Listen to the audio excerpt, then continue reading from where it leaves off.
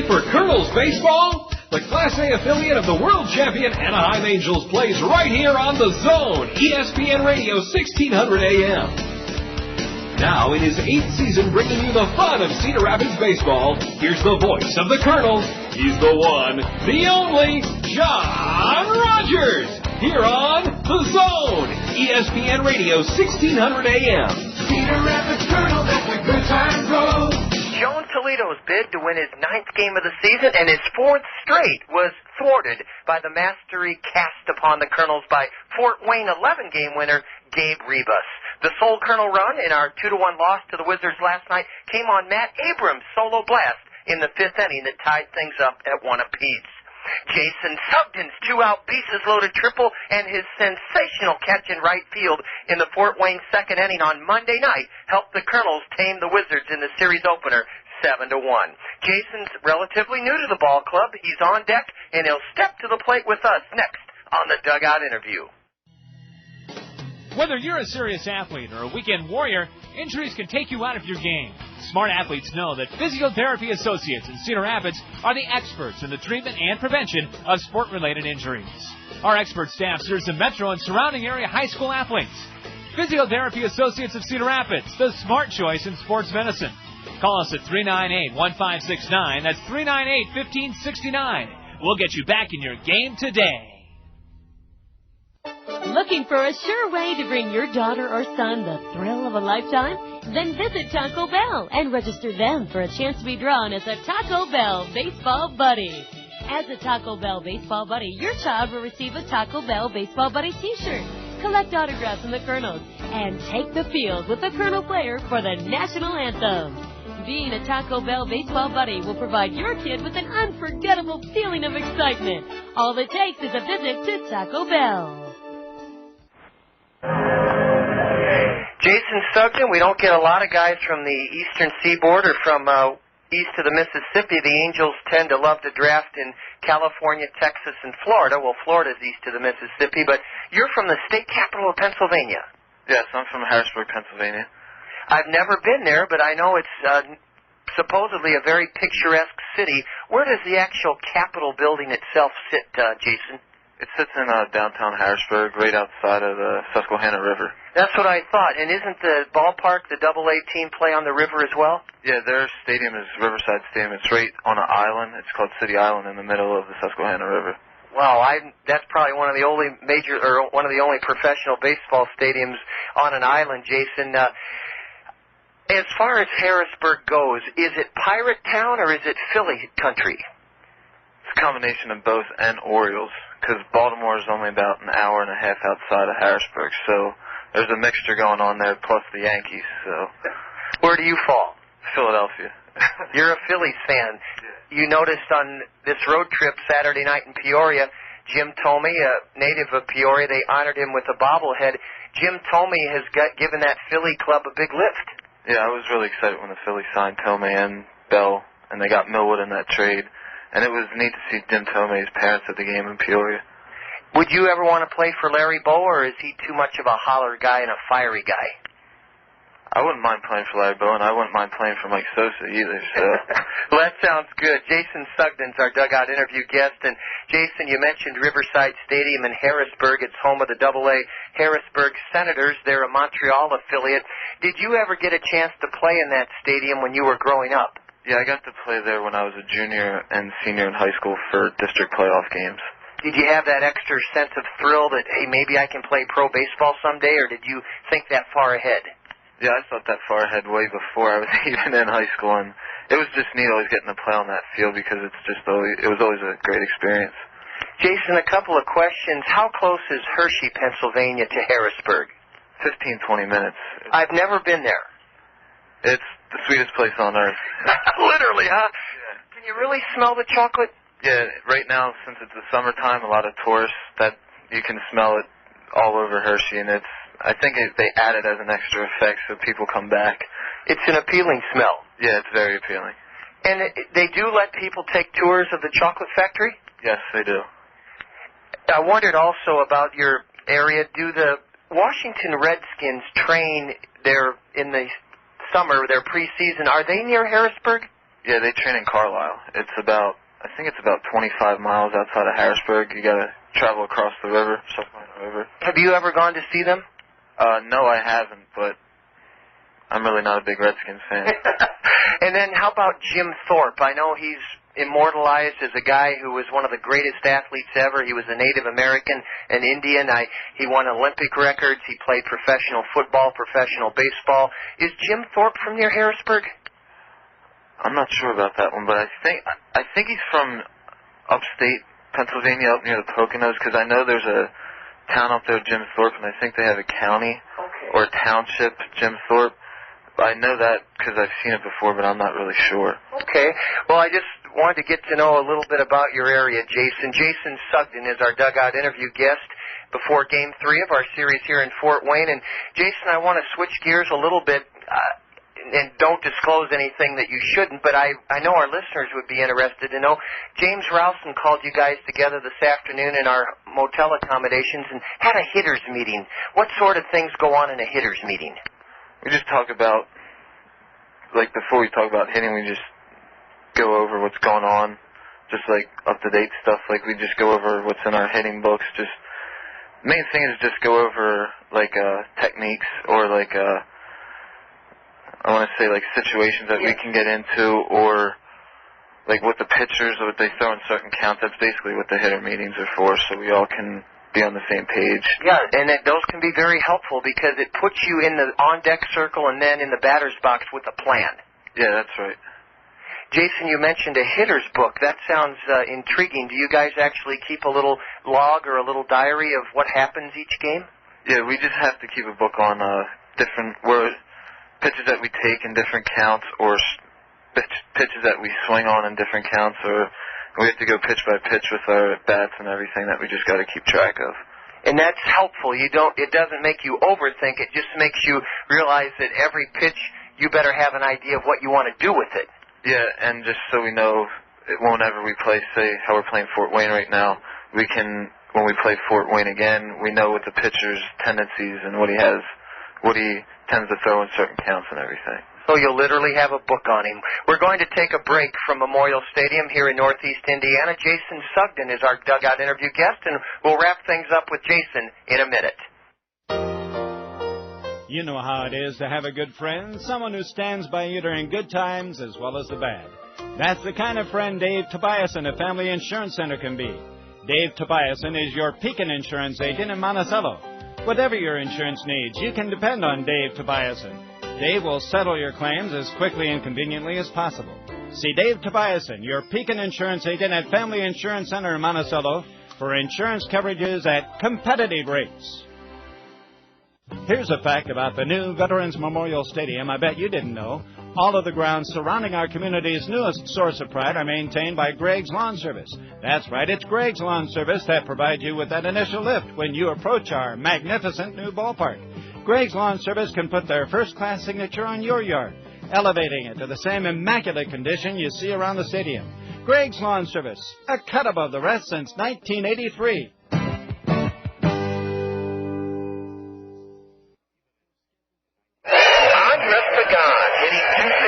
A right-handed hitting catcher, and he shoots one off the end of the bat down the right field line. It's a foul ball. Jason Sugden. Oh, what a catch in the right field bullpen of the Wizards by Sugden.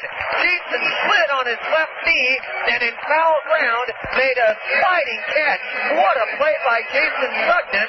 Jason Sugden with a spectacular catch in the Fort Wayne bullpen. Jason, I know Todd Klaus was awfully proud of you. He said it was the best catch by an outfielder this season. Yeah, it was. You don't practice that. I didn't think so. No, that's just something you got to go with your instincts, and it just happened to fall in my glove. What did the guys in the Fort Wayne bullpen do? Did they sit there like frozen statues? Were they dumbfounded? They didn't have much time to react. I know as the enemy, they're not supposed to give you much help. No, I just saw the bench. I wasn't really paying attention to what the pitchers were doing. I just make sure I wasn't going to get a face full of bench. And how is that left knee? Did you skin it up pretty good? Yeah, there's a little scratch on there, but it's nothing bad. Well, Jason, we wanted to finish up by asking you a little bit about your career in Conference USA at Eastern Carolina. They've kind of put themselves on the map by playing some real high-powered football teams, but you're in a great baseball conference. Yeah, it was a fun conference. I really didn't, my freshman year, I really didn't play that much, so it was fun to be around the coaches and the players and everything, but it's a good conference to play in. I see here they have Cincinnati, Army, Southern Florida, Louisville, TCU, Tulane, Memphis, UAB. Who was the best in the conference? You guys at East Carolina? Yeah. And what part, when it's East Carolina, is it literally on the coast? It's about 45 minutes to an hour outside the coast of North Carolina. It's in a little town called Greenville, and it's basically just a college town. A college town, and you liked it there? Yeah, it was fun. There was a lot of people, and a lot of people knew you because baseball and football were the two main sports there, so a lot of people got to know you really well. How close are you to your degree?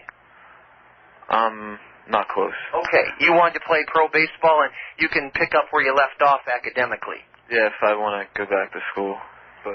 Well, Jason, you've earned the respect of all your teammates. When you and Matt Abrams joined us, I immediately heard the bus chirp up and say, hey, Suggy's here, and it's great to have you with us. Thank you so much for joining us here from Fort Wayne on the Dugout Interview. I know you're still getting to know our eastern Iowa area, but one of the prime places to eat, there are, numerous Zio Giano's Italian spaghetti houses, Jason. So much good for so little money. The pasta will make you sing. Homemade bread, pasta, great Italian cuisine, and any of our Zio Giano's. Keep up the great work, and congratulations on being with us here as a Colonel. Thank you very much, John. Jason Sugden, our Dugout Interview guest from Fort Wayne. The series is even at a game apiece. The Colonel road trip record 3-6 with 2 to go.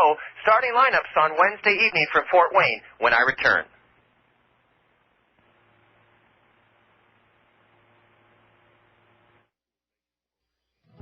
Flower and Garden Shop reminds you that June is Perennial Garden Month. Paint your garden with a punch of color with perennial flowers from Pex. Pex has a huge variety and wide selection of perennial flowers on sale. Buy 3 and get 1 free. Add a knockout to your garden with rose bushes from Pex. Regularly $24.99, these beautiful, easy-to-care-for rose bushes are on sale at Pex for only $17.99. You'll enjoy glowing cherry red blooms all summer long. Pex reminds you that planting season is still in full swing. Experience beautiful blooms all summer long with annual flower plants by visiting the greenhouses at Pex. Pex Flower and Garden Shop is open until 8 on weeknights and until 5 on weekends at the corner of Blair's Ferry and Edgewood Roads Northeast. Pex has been growing with the Cedar Rapids area since 1956.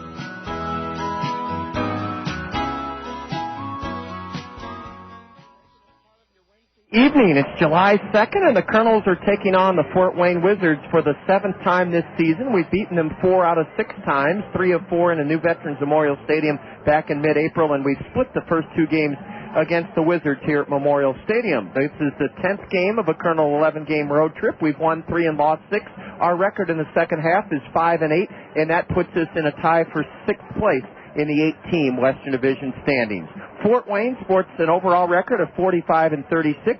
They're 5-8 in the second half. They won the Eastern Division first half title. Did this Class A Midwest League affiliate of the San Diego Padres. Let's set the starting lineups. First for the Wizards, they're skippered by Gary Jones. Their leadoff batter is Kennard Jones. The Kernels have done a great job holding him in check during this series. He's second in the league to our own Alberto Kiospo with a .313 average. He swiped 19 bases, and he leads the league in runs scored with 57. Kennard Jones out of Indiana University leading off in center field.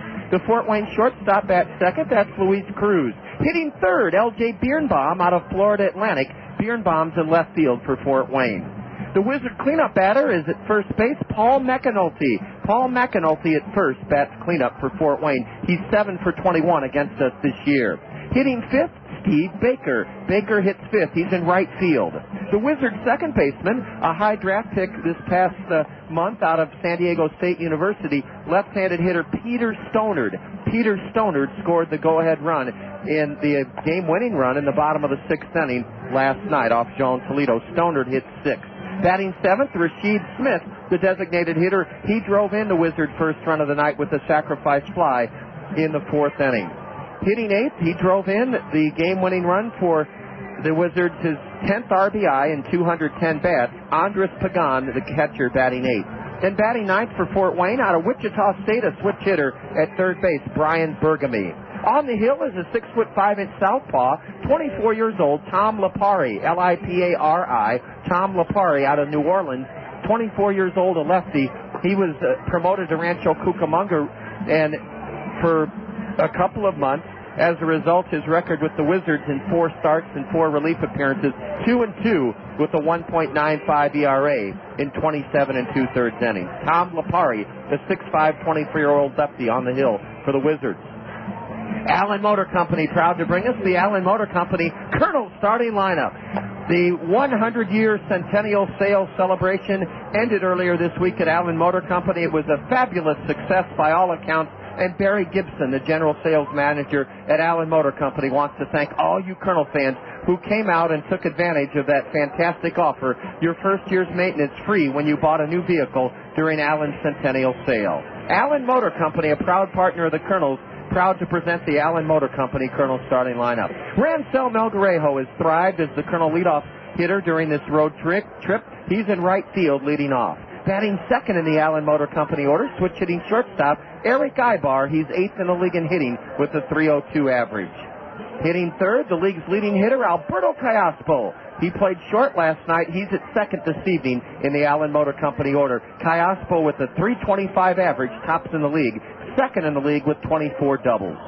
The designated hitter in the Allen Motor Company order is the cleanup batter, switch hitter Jared Abruzzo. Alex Dvorsky is the catcher this evening. He'll bat 5th. Hitting 6th in the Allen Motor Company order, he homered for our only run last night, is Matt Abrams. Abrams at first base, batting 6th. In left field, batting 7th, Caleb Mayer. Greg Porter will man the hot corner in the Allen Motor Company order. Porter will bat 8th at third base.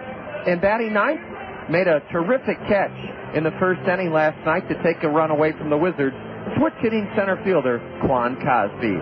Rounding out the Allen Motor Company Kernel starting lineup, making his 8th start of the year, 6'5" and 22-year-old right-hander, James Holcomb. James is 1-2 and lost 3, an ERA of 2.52. He pitched 12 Friday night in Peoria, but was a 7-2 loser. In 6 innings, he gave the Chiefs just 4 runs on 9 hits, struck out a season-high 9, and walked 1. James Holcomb on the hill. The umpire, Shane Alexander, will call the balls and strikes. His partner on the diamond, Barry Larson. A group of older women with beautiful white slacks and black tops have arrived down below, and let's join them for the singing of the Star-Spangled Banner.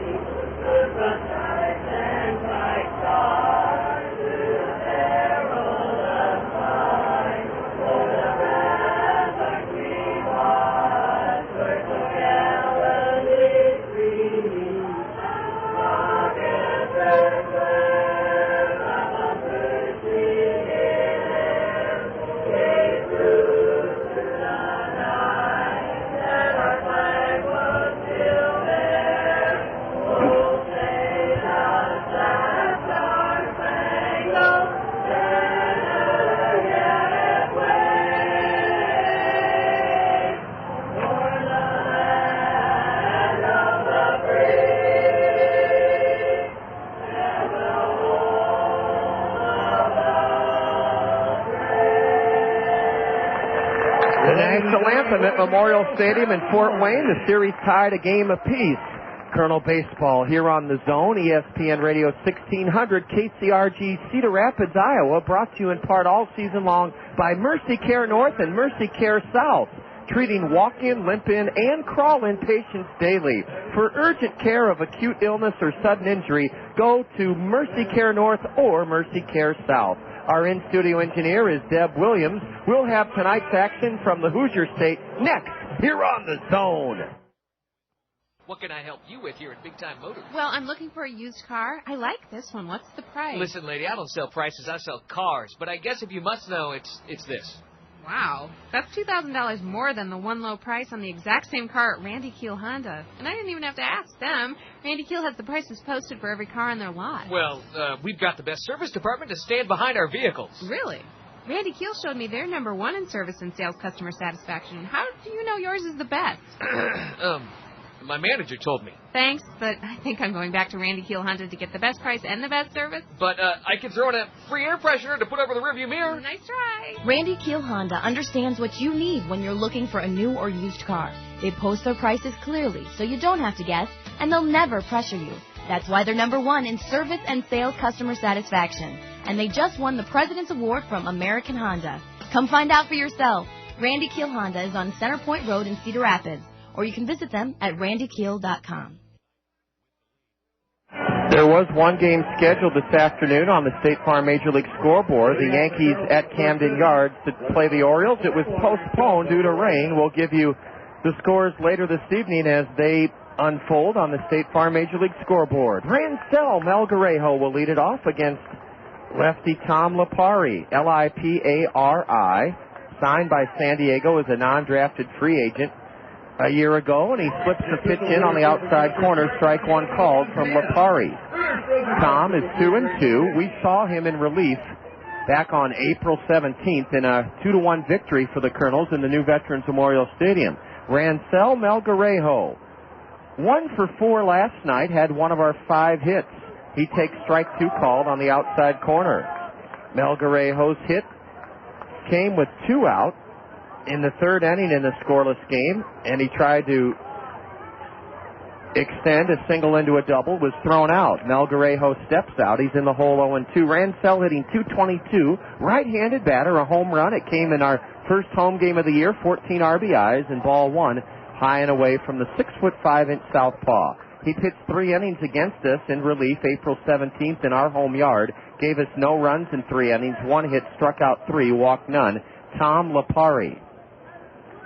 Flanked by Brian Burgamy at 3rd and Paul McAnulty at 1st. Up the middle, Luis Cruz at short, and at 2nd, Peter Stonard. The 1-2 to Rancel, a curve, looped into shallow center. Kennard Jones on the run has it.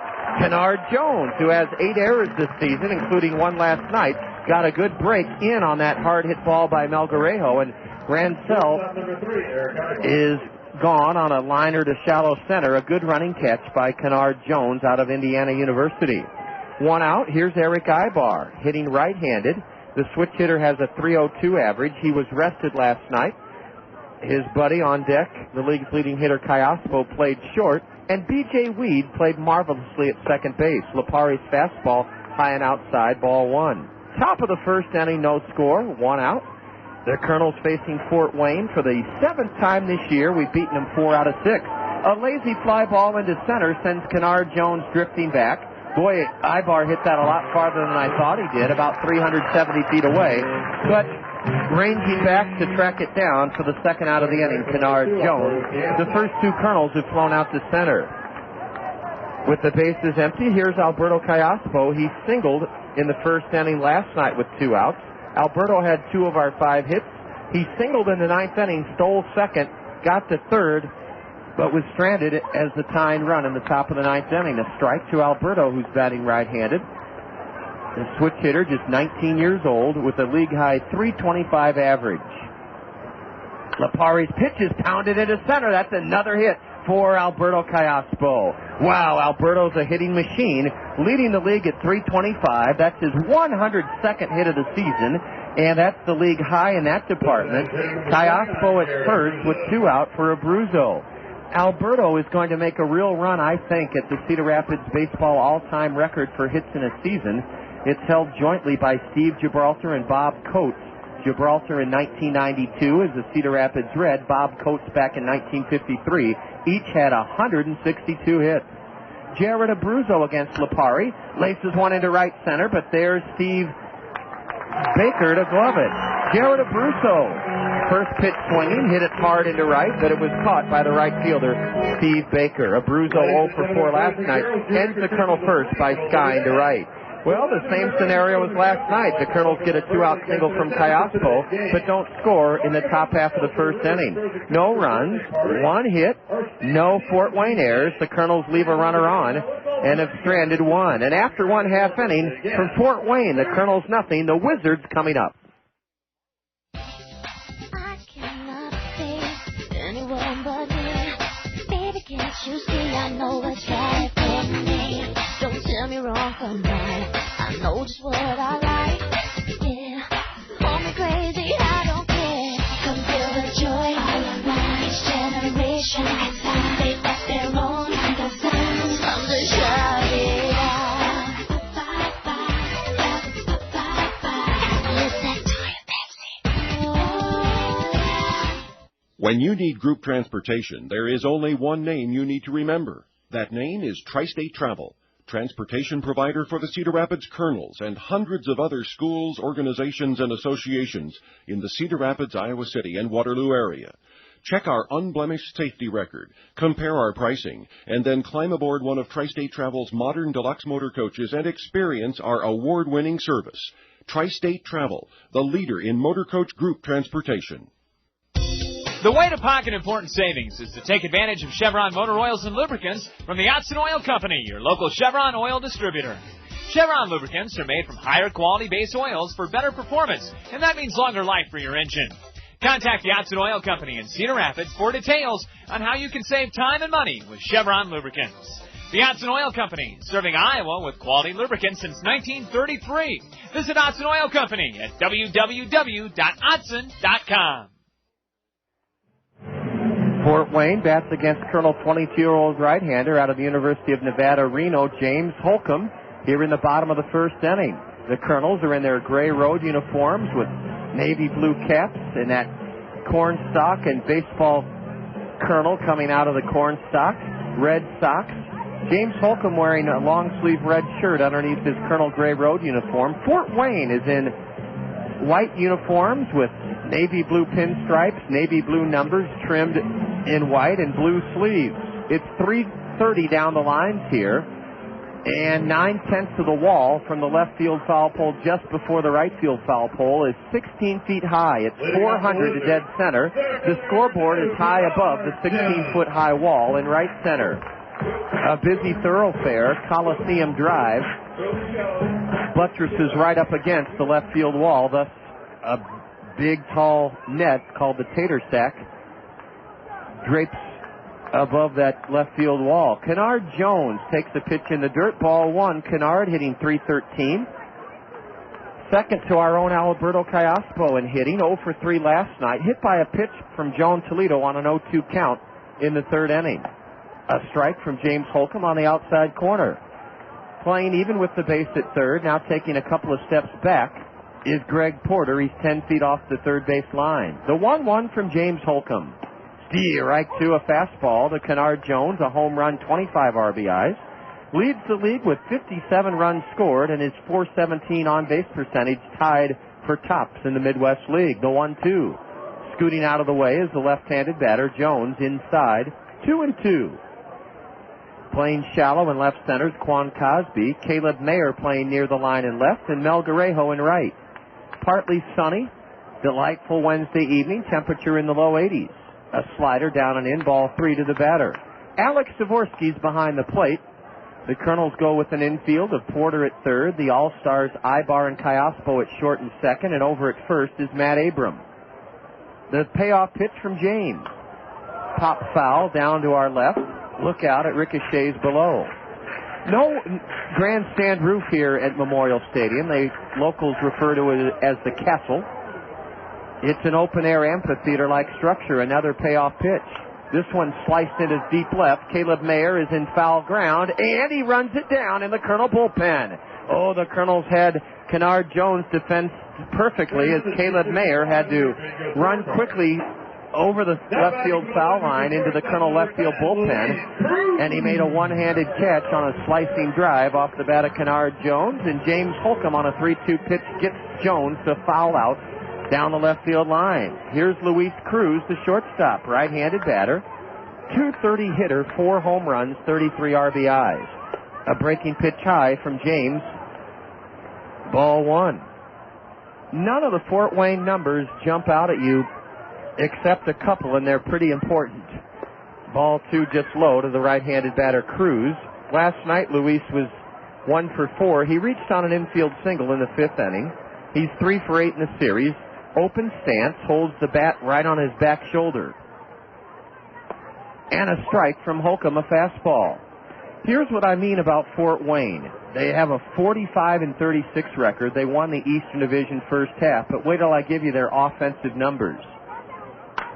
Chopper over the hill, tough play behind second. Kiospo's long throw. He made a terrific play. Alberto Kiospo on a Baltimore chop over the mound continues to dazzle with his glove way back at second base in shallow center field. Not only did Kiospo field it, but he threw from shallow center field and had enough zip on his throw to get Luis Cruz, who was robbed of an infield single by the all-star Colonel second baseman Alberto Kiospo.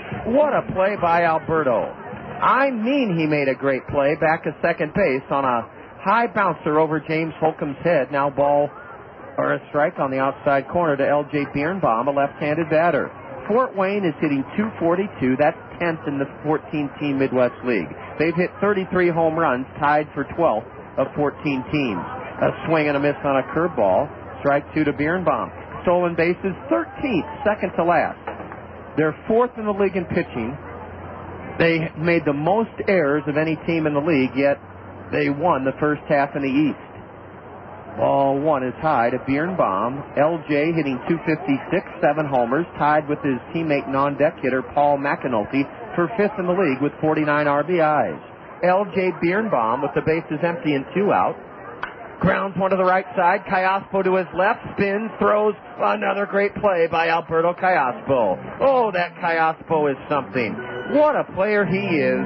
He leads the league in hitting, and defensively, there's nobody better than Alberto Kiospo. Kiospo makes 2 terrific plays to help James Holcomb and the Kernels achieve a 1-2-3 inning in the bottom of the first.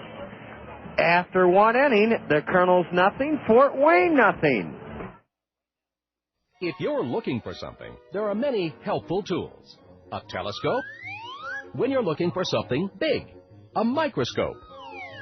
When you're looking for something small. Or bare feet. Oh. When you're looking for lost Legos. But if you're looking for a family doctor, the most helpful tools are your telephone or your computer. Simply call Mercy Care Family Physicians at 369-4444 or visit our website at www.mercycaredoctors.com for all the details on the Mercy Care Family Practice location nearest you. You'll find the Mercy Care Family Physician best suited to your needs, including those who offer special services for... So if you're looking for a family doctor, choose the right tool for the job. Call 369-4444 or on the web at www.mercycaredoctors.com. Looking for a family doctor has never been easier. Your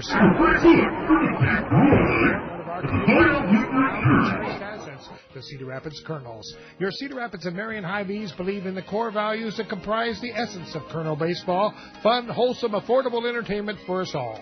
As you look ahead to the many joys of summer, your Cedar Rapids and Marion Hy-Vees encourage you to visit the fabulous new Veterans Memorial Stadium. Your Cedar Rapids and Marion Hy-Vees, embracing Kernel baseball, a community treasure.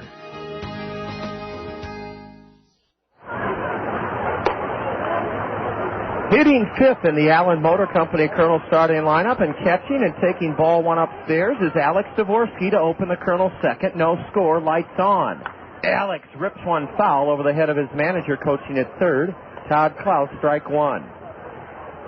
I was going to say, well, let's tell you a couple of important pieces of information. Let's pick up where we left off about how Fort Wayne is 9 games above 500, winners of the first half. A high pop-up hit lazily to the right side of the Fort Wayne infield.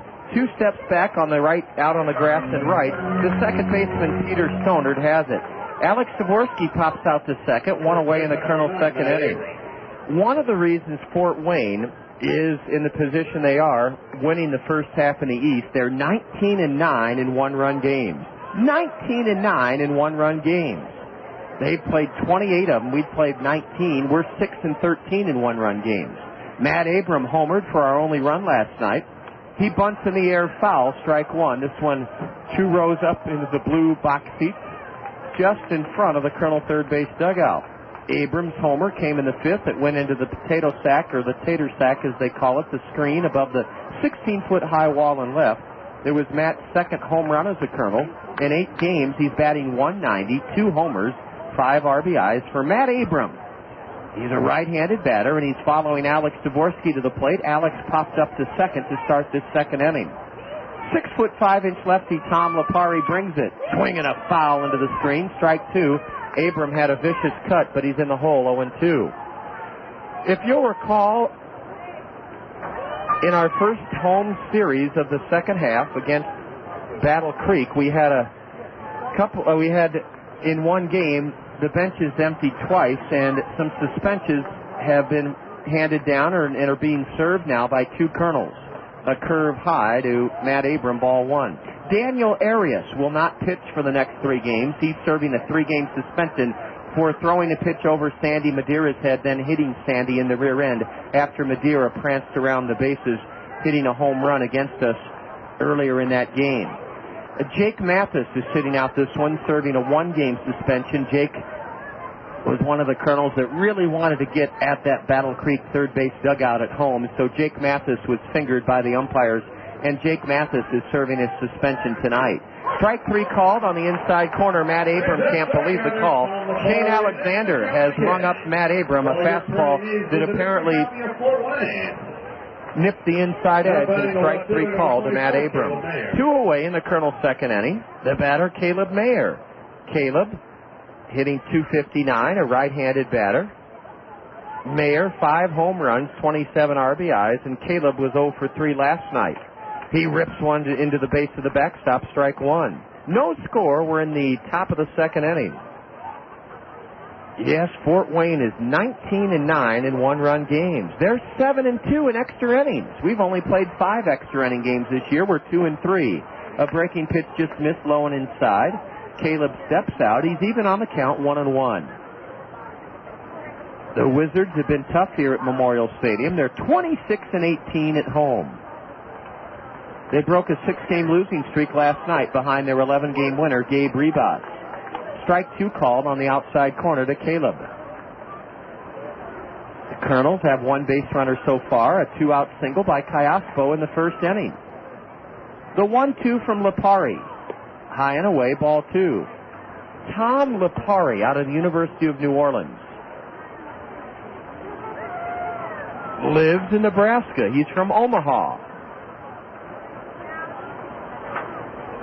With 2 out and the base is empty, the 2-2, and Caleb cues it foul off the end of the bat. Up into the second tier of seats here.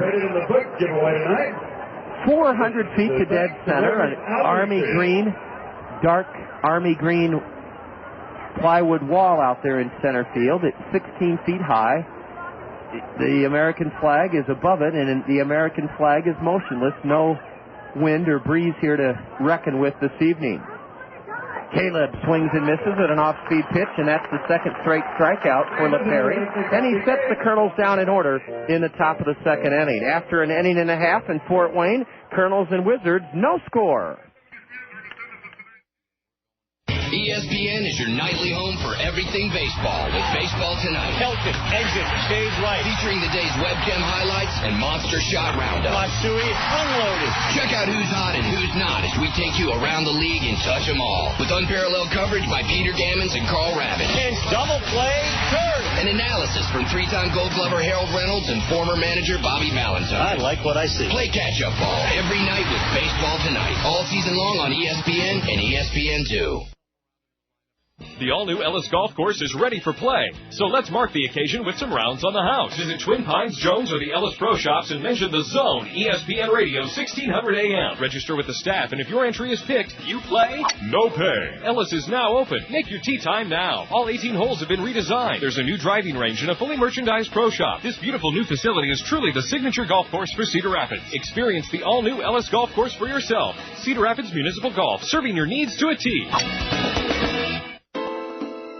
When it comes to auto insurance, think fast. Think customized auto coverage with quick claims response from Farm Bureau Financial Services. Call Bill McNeil in Cedar Rapids to start getting the coverage you deserve. Farm Bureau Financial Services gets you back on your wheels in no time. For fast claim service, act quickly and think about auto insurance from Bill McNeil in Cedar Rapids. Farm Bureau Financial Services. More than you think. Farm Bureau Life Insurance Company, West Des Moines, Iowa. No score as we go to the second inning. The Kernels, on behalf of you great fans, have accepted a challenge to help our community raise 20,000 pounds of food for our area food assistance programs by participating in a Freedom from Hunger campaign. We're asking you to help strike out hunger through this Freedom from Hunger campaign by bringing donations of non-perishable food items to the new Veterans Memorial Stadium beginning this Friday, the 4th of July, through Thursday, July 10th. You can deposit your donations of non-perishable food items in the specially marked barrels to help our community enjoy freedom from hunger. It's a community food challenge. And I'll tell you about the special incentive if you bring your non-perishable food item Friday, Saturday night, Sunday afternoon, or Monday evening as we roll along here in the bottom of the second inning. Paul McAnulty, a left-handed batter, and he jackknifes out of the way of a James Holcomb pitch inside, ball one. McAnulty is a .282 batsman, 5 homers, 49 RBIs. He leads Fort Wayne with 17 doubles, Paul McAnulty. The 1-0 from James. Low and in, ball two. If you bring a non-perishable food item to the game this Friday at 5 o'clock against the Chiefs, this Friday, the 4th of July, Saturday night, a 7 o'clock start, Sunday afternoon at 2. There's a strike on the outside corner from the Colonel right-hander to the husky, strong left-handed batter, McAnulty. If you bring that non-perishable food item Friday, Saturday, Sunday, or Monday before Monday night's game, we have a special thank you for you. Here's a pitch whistled foul past third, strike two to McAnulty. You will receive a $1 off coupon for a plaza or club seat for the game on Monday, July 7th if you bring a non-perishable food item to the new stadium either Friday evening, Saturday night, or Sunday afternoon or Monday night. A $1 off coupon if you bring us a non-perishable food item for Monday's game, Monday, July 7th, a $1 off coupon for that game. A 2-2 pitch, can't tell you where it was. It looked like it was down the middle at the belt, but ball 3 to Paul McAnulty. The payoff pitch from James. Popped foul right back here to our left. The count remains full. McAnulty is 7 for 21 against the Kernels this year. Paul was 0 for 4 last night in the Fort Wayne 2-1 victory. No score, bottom of the second inning. Yep, Fort Wayne ranks in the lower third in batting, home runs, stolen bases, and they lead the league in errors, yet they have a very good record. A change-up, it's whistled foul right below us by McAnulty, and you can hear the reaction of the crowd below as one of them made a good play. McAnulty led the Pioneer League last year in Idaho Falls. In batting, he hit .379. Paul's 22 years old from Cal Long Beach, 5'10", 220. We've described him aptly, built like a tank. He lifts one foul down the left field line. Caleb Mayer coming on. Caleb in the Colonel bullpen makes the grab. Paul McAnulty is fouled out to Caleb Mayer, and that's 4 in a row retired by the Colonel right-hander, James Holcomb. James is making his 8th start of the year, a 2-3 record, and in 35 2/3 innings in 7 previous starts, the Colonel 22-year-old right-hander has given up just 30 hits in those 35 2/3, fanned 31 in 35 2/3, walked 17. He faces Steve Baker, a right-handed hitter, and delivers a curve for a strike called. Baker was 1 for 3 last night. He walked and scored the game's first run in the 4th inning. Steve Baker out of Liberty in Virginia. Another curve, another strike.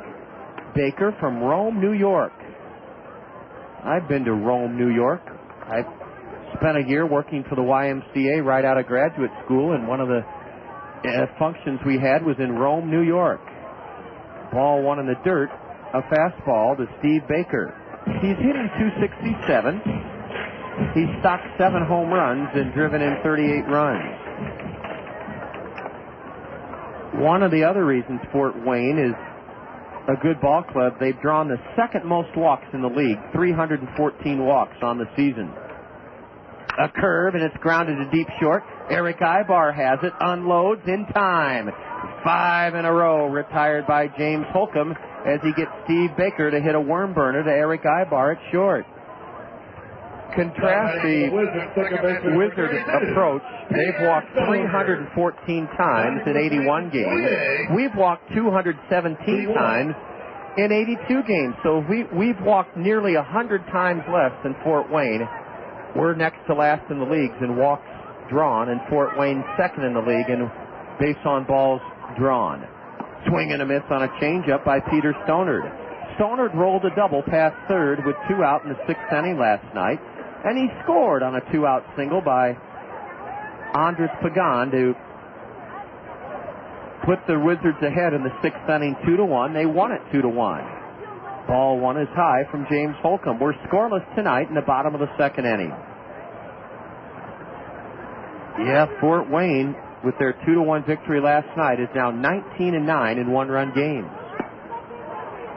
Ball 2 just missed low and in, a fastball from James Holcomb. James looks like a pitcher, 6'5",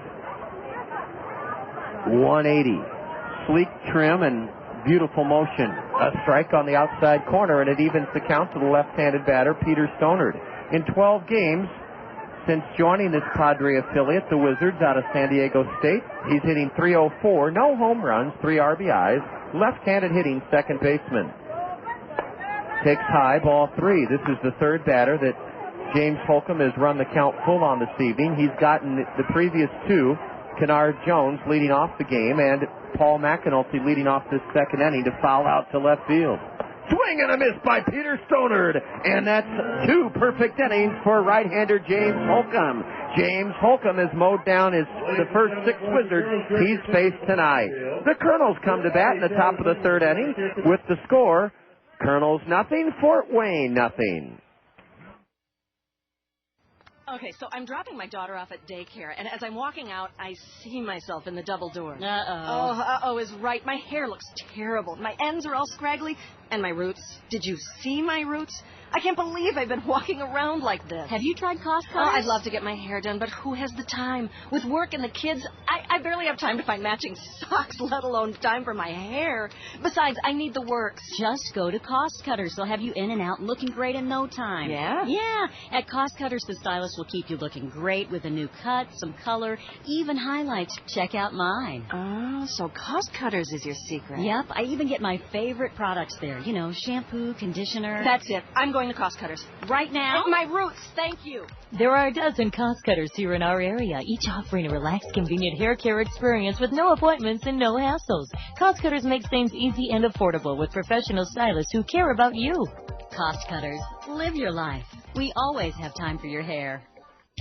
Toyota takes another leap forward in material handling efficiency. Hub Toyota Lift would like to introduce you to the new Toyota AC electric forklift. AC technology provides unprecedented acceleration, dramatically increasing operator cycle times, thus increasing production. And because DC components are no longer needed, you will significantly lower your maintenance costs. A clean running, dependable unit is the result. Coupled with today's attractive interest rates, there's never been a better time to join Toyota's AC revolution. Contact Hub Toyota Lift in Cedar Rapids, Peoria, Des Moines, and Davenport. Friday, July 4th, just 2 days away, and we open an 8-game homestand. 5 o'clock start this Friday. The gates open at 4, and it's McDonald's baseball bat night. That ought to really excite you kids. Girls and boys, the first 1,000 of you 12 and under will receive a wooden, regulation-sized Little League bat from McDonald's. On Friday, this Friday, the 4th of July, Greg Porter mashes one up the middle. The shortstop ranging far to his left throws in time to get Greg.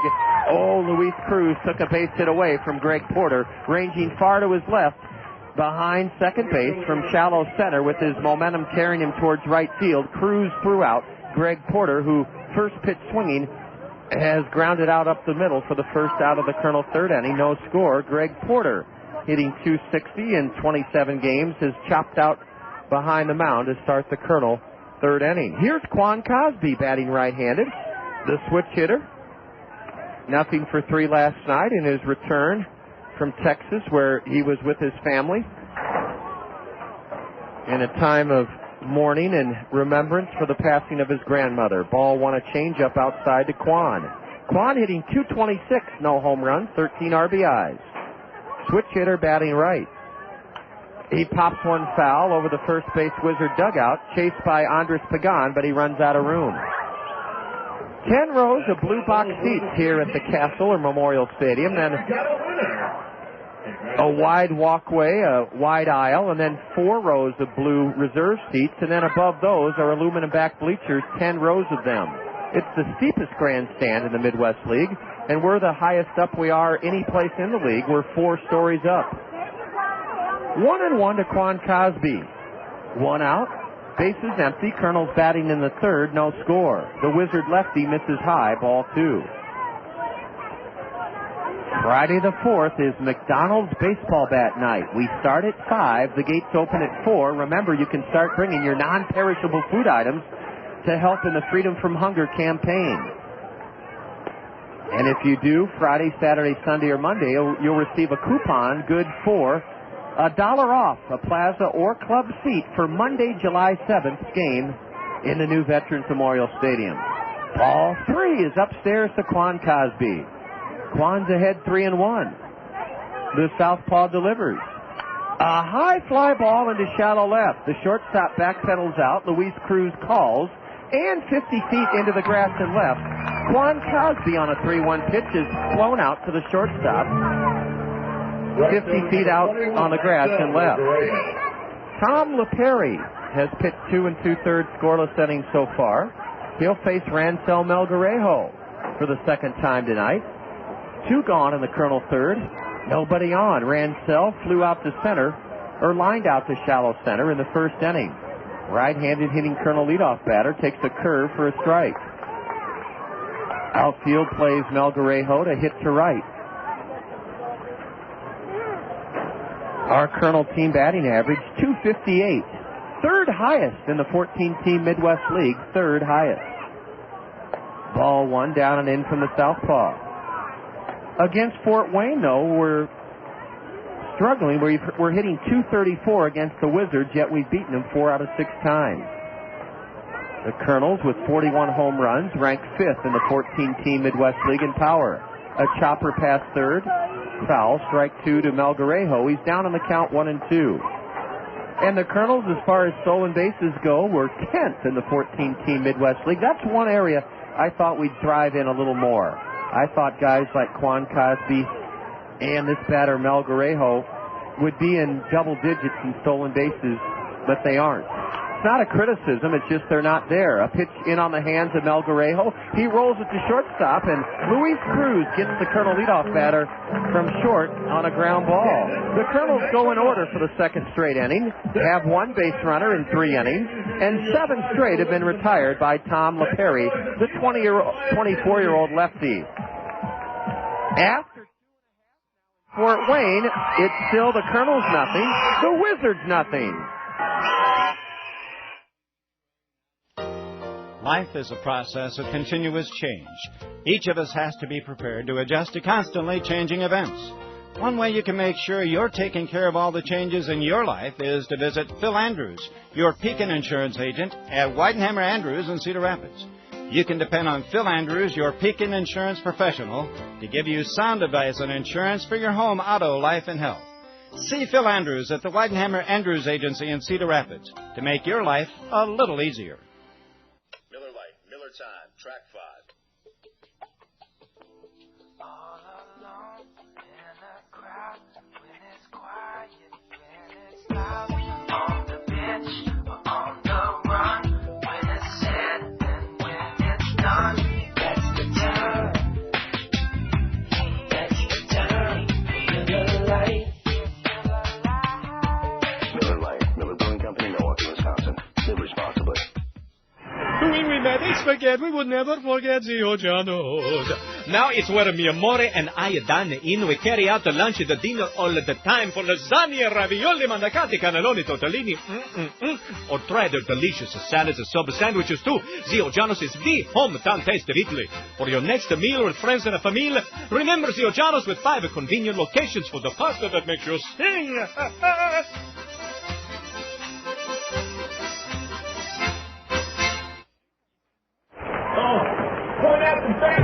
Rashad Smith made his Wizard debut last night, and he helped the Wizards beat us 2-1 with a sacrifice fly in the fourth inning that broke a scoreless tie. Rashad Smith, a left-handed batter, stands straight up at the plate and takes a strike, a fastball from James Holcomb to open up the third inning. James has faced 6 batters and mowed all of them down. Rashad Smith, no homers, 1 RBI. Last year with Idaho Falls, he hit .276. Ball 1 just missed down and in. To Rashad Smith, a left-handed batter from Lambuth College in Tennessee, a 17th round pick of the Padres last year. He's 23 years old. James with a 1-1. Low and away, ball 2. The Dental Center is our partner. They sponsor the ever-popular Kiss Cam during our home games. In the 6th and 7th innings, our great camera crew from Metro Studios pans the crowd, and they find couples of all ages who have come to the game together, and that image is transposed live up on the Rockwell Collins game link, and the couple is encouraged to kiss, to smooch, to pucker up by the Dental Center. The Dental Center is located on Mount Vernon Road in Cedar Rapids. Ball 3 down and in to Rashad Smith. James Holcomb with the 3-1 pitch. A change-up. The batter went around, strike 2. He tried to convince the base umpire Barry Larson that he didn't offer it that 3-1 pitch. He did, and he broke his wrist, strike 2. The Dental Center is comprised of a trio of 3 terrific dental health team members, Doctors Hagenman, Stovey, and Steberg. Swing and a foul. That one bashes the mask right off Alex Dvorsky. Alex is all right. Call the Dental Center. They're in the business of helping you create a winning smile. They can take care of all your dental needs at the Dental Center. Doctors Hagenman, Stovey, and Steberg. They're on Mount Vernon Road. The number to call for information or an appointment at the Dental Center, 365-0534. The payoff pitch. Swing and a miss, a changeup. Rashad Smith is the 7th in a row retired by 22-year-old Colonel right-hander James Holcomb. Winning smiles don't just happen. They take commitment and a team effort between you and your dentist. Again, Doctors Hagenman, Seaberg, and Stovey at the Dental Center can help you create a winning smile. Give them a call at 365-0534. First pitch single belted into left field by Andres Pagan. Andres Pagan is the first base runner for the Wizards. He singles with 1 out here in the 3rd inning, roping one into left field. Pagan drove in the game-winning run last night with a 2-out single in the 6th inning off John Toledo. Andres Pagan, a .214 hitter, jumped on the first pitch from the Colonel right-hander and laced it into left field. 1 on, 1 out for Brian Burgamy. Burgamy, a switch hitter out of Wichita State. He's from Oklahoma. He's batting left-handed. He's hitting .219, and he holds up on a slider apparently high, ball 1. 0-0, bottom of the 3rd. Andres Pagan, 1 for 1 in stolen base attempts, leading away at first. He's being held by Matt Abrams. Burgamy wears a pair of white batting gloves, uses a black lacquer bat, wears his navy blue socks up high like the old-timers. Drawing a throw at first and returning standing up, Andres Pagan. Burgamy, 5'10", 190, a 9th-round pick by the Padres out of Wichita State last year. Hit .268 with Eugene. He fouls one high over the screen to our left, strike 1. 1-1 to Brian Burgamy, B-U-R-G-A-M-Y, Brian Burgamy. Had 9 home runs in Eugene in 70 games a season ago, drove in 43. This year, 4 home runs, 28 RBIs. We've had his numbers so far in 6 games. He's 2 for 22 against us. Brian Burgamy. Andres Pagan draws a throw, and he's back standing up again. We have a special treat for you during the middle inning. Mike Maz. Mike Maz, one of the voices of the Wizards, will join us for the middle innings here in Fort Wayne. And maybe he can explain to us how this Wizard club has such a good record with such unimpressive team numbers. It just proves that numbers don't mean much as far as winning and losing. Certain numbers don't. On-base percentage certainly does. Pitching is still the name of the game. Ball 2 is high and outside to Burgamy. The 2-1 to Bryant. Sliced foul over the third base grandstand. Strike 2. Let's see what Fort Wayne ranks on base percentage. They rank 4th in the league in pitching. We rank 12th in the league in pitching. 12 of 14 teams, a 3.98 team earned run average. Fort Wayne is 2nd in the league. Or check that. I looked in the wrong column. Burgamy lines one fair, past third, extra bases. Let's see if Andres Pagan will try to score. No, he holds at second base. Great play down in the left field corner by Caleb Mayer as Brian Burgamy lashed one past third, fair by about a foot, a long single. A very long single. I thought for sure Burgamy would have a double, and I thought Andres Pagan would go to third, but he held at second. Kennard Jones could put Fort Wayne ahead here in the third with 2 on and 1 out. Kennard is tough to get on a double play because he's a left-handed batter and because he has good speed. My goodness, Fort Wayne is 13th, or no, they're 6th in the league in on-base percentage. 6th in the league in on-base percentage.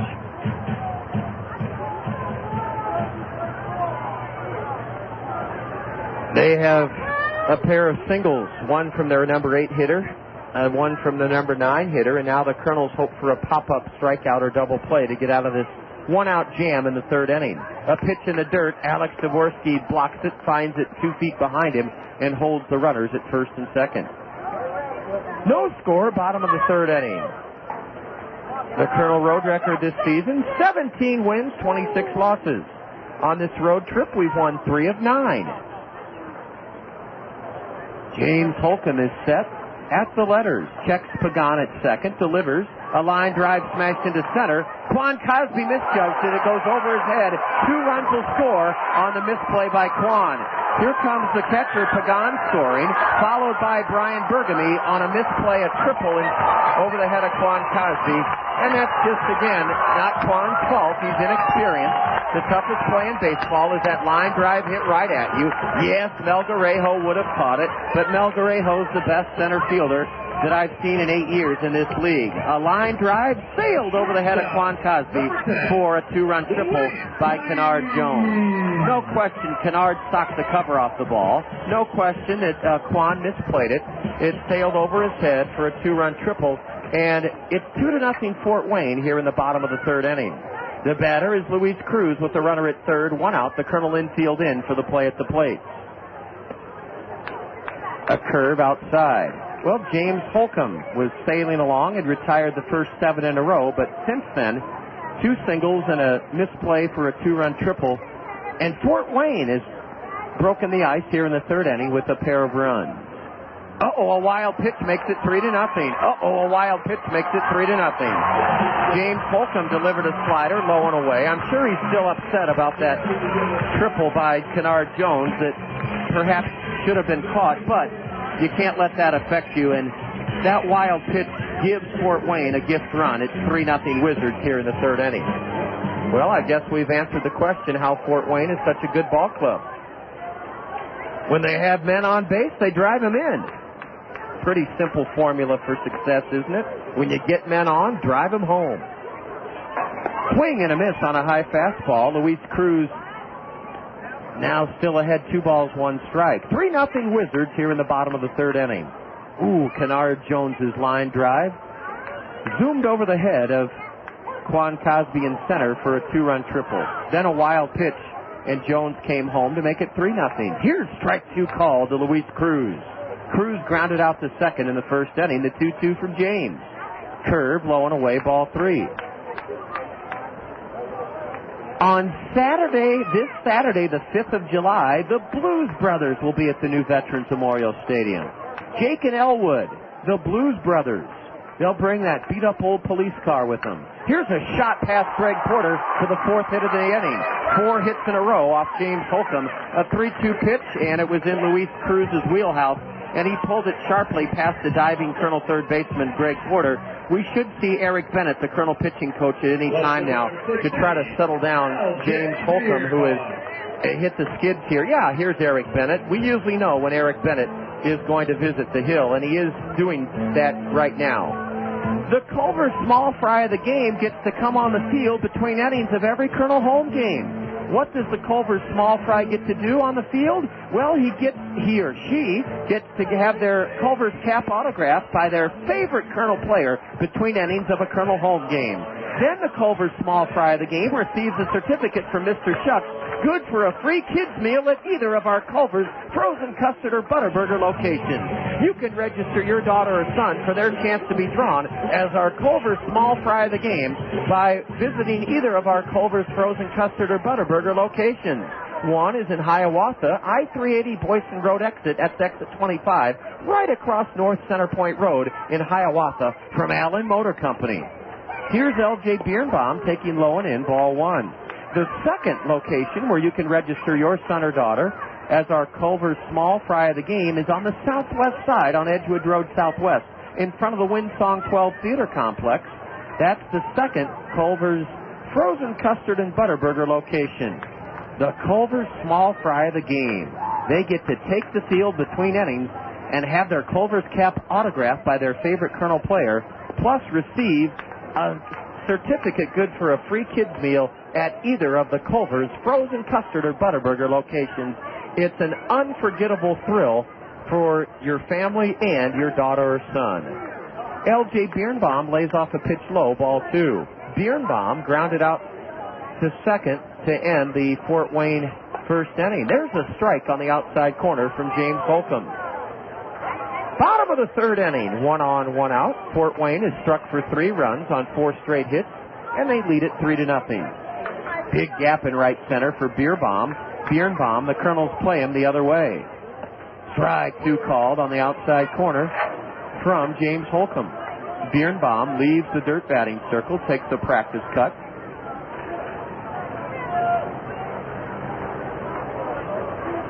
It's a beautiful Wednesday night here in Fort Wayne. The 2-2 with the runner going. Swing and a miss. Throw to second. Safe. A high throw and sliding underneath the tag of Eric Ibar for a steal. Luis Cruz, his first of the year. L.J. Biernbaum down on strike swinging for the second out of the Fort Wayne 3-run third inning. And Luis Cruz beat a high throw. Not necessarily a high throw, although he did slide underneath the tag of Ibar. It's just that Alex Dvorsky had a little too much air underneath his peg. The throw was on target a little bit high, and it just had a little bit too much air underneath it. Paul McAnulty fouled out to Caleb Mayer and left in the second inning. Left-handed hitter. Ball one low. From James Holcomb. This inning started when Andres Pagan, with 1 out, the number 8 hitter, ripped a single into left. Brian Burgamy then singled past third down the left field line. Pagan stopped at second. The 1-0 in the dirt, ball 2 to the cleanup man.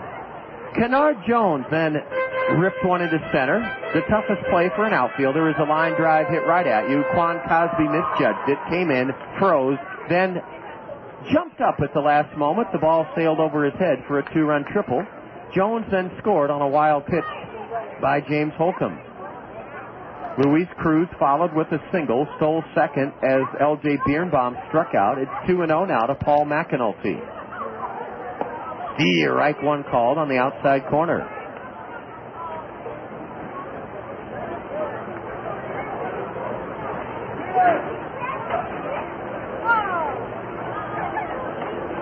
Luis Cruz leads away from second. James has made a lot of pitches here in this third inning. Look out. Here's a pitch roped foul into the stands down below to the left side of the plate.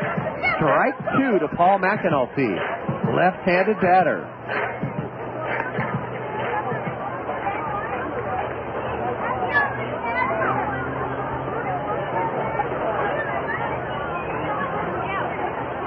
James is set. Check second. Delivers. Strike 3 called, a curveball. James Holcomb with his 4th strikeout of the night catches Paul McAnulty looking. He throws him on a 2-2 curve. That is the third strikeout of the inning and the fourth of the game for the Colonel right-hander, who surrenders 3 runs to Fort Wayne in the third, on 4 hits, a wild pitch, no Colonel errors. Fort Wayne leaves their first man stranded tonight. Mike Maz, one of the broadcasters for the Wizards, will join us in the middle 3 innings. The Colonels lead Fort Wayne leads the Colonels after 3-0. I am Andy Peterson. I graduated from Midland High School in Wyoming in 2001. I'll be a sophomore this year at Kirkwood. It was a good transition for me coming from a small school. The price certainly is another thing. It's a nice place. It's a nice campus. There's lots of opportunities to get involved with. Kirkwood has their own television station, and I'm in what's called Kirkwood Student Productions. We do a bunch of different stuff for the TV games. We do everything that's involved with like an ESPN broadcast. The kids run the cameras, we do the editing, we do the graphics, we do all that stuff, and I do the play-by-play, and then one of my buddies does the color commentary for these games, and it's basically like getting an early start on things. It's definitely a good experience. I had classes every day, so I live in the apartments up here now. And, of course, everybody up there is Kirkwood students, and that's something that's really nice, too, because everybody's basically in the same boat that you're in. So you get to meet a lot of people. There's always something going on. If it's nice, we'll go out and grill out. We've always got somebody to talk to. There's always somebody around, something going on. Log on to kirkwood.edu.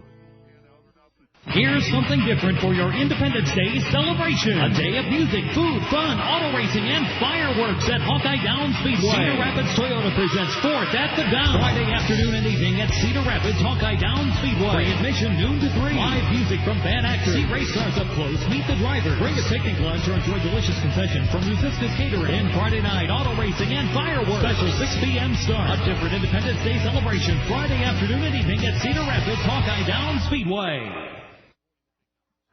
Eric Ibar batting second in the Allen Motor Company order, leading off the Colonel fourth. Tom Lipari's first pitch is high. Lipari has set the Colonels down in order in the second and third, retired 7 straight overall. Eric Ibar flew out to deep center in the first inning. Switch hitter batting right takes high, ball 2. 3-0 Wizards here in the fourth, and has promised a good friend of ours over the years, and a welcome to Mike Maz, one of the voices of the Wizards. Mike, thanks for joining us. Here's a high pop foul down the left side. Strike 1 to Ibar. You came to Fort Wayne before the Wizards opened up shop here 11 years ago. Yeah, I came to Fort Wayne in 1987 in a totally different vocation than what I'm in now. Is that right?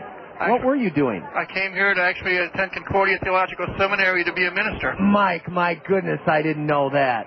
Here's a pitch inside, and it's ball 3 to Eric Ibar. Well, first of all, I commend you for taking that big step, and I'm sure your faith is still very important to you, but you found out through school or through your internship that it just wasn't the lifetime career. Well, the problem I had, John, was that I had 3 young children at the time. Well, here's a chopper foul past third on a 3-1 pitch. The count full now to Eric Ibar. You know, it brings up a good point, Mike, because my dad was a doctor, and he said he thought the 3 most demanding professions in life were the ministry, school teaching, and being a doctor. Probably right. Because you're always working. The 3-2 from Lipari. Cracked high in the air to deep left. L.J. Biernbaum goes back to the warning track. Way back.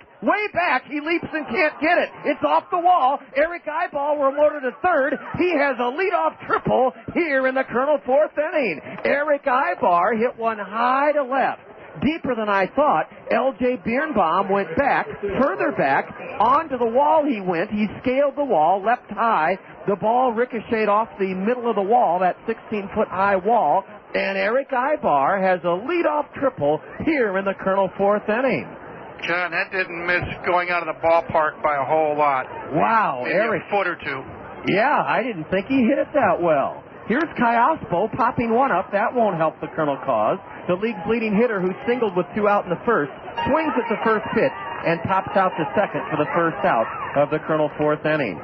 Alberto Kiospo, perhaps a little too aggressive in that at bat as he pops out to second. He did not get a good swing with his best friend, Eric Ibar, at third. Eric's at third now with 1 out. Still a ground ball would give the Colonels a run and cut the Wizard lead to 2. The batter, Jared Abruzzo, who flew out to right, that same fly ball here in the fourth inning, would score a run. Boy, this is a funny game, Mike Maz, and I'll tell you what I mean in a moment. Your Wizard club ranks in the lower third in team batting average, home runs, stolen bases. They made the most errors of any team in the league. Swing and a pitch whistled foul into the screen, strike one to Abruzzo. Yet, you won the first half in the East. You have the fourth best pitching staff in the league. For lack of a better explanation, your ball club knows how to win games. I think attributed to that is their manager, Gary Jones. Swing and a miss by Abruzzo, strike two. Well, sometimes a club is a direct reflection of the personality and the will of their skipper. Well, Gary Jones has been a manager of the year 3 different times in minor league baseball. He knows how to manage a ball club. Well, that says it all right there. I didn't realize that. Sometimes you carry that kind of record with you.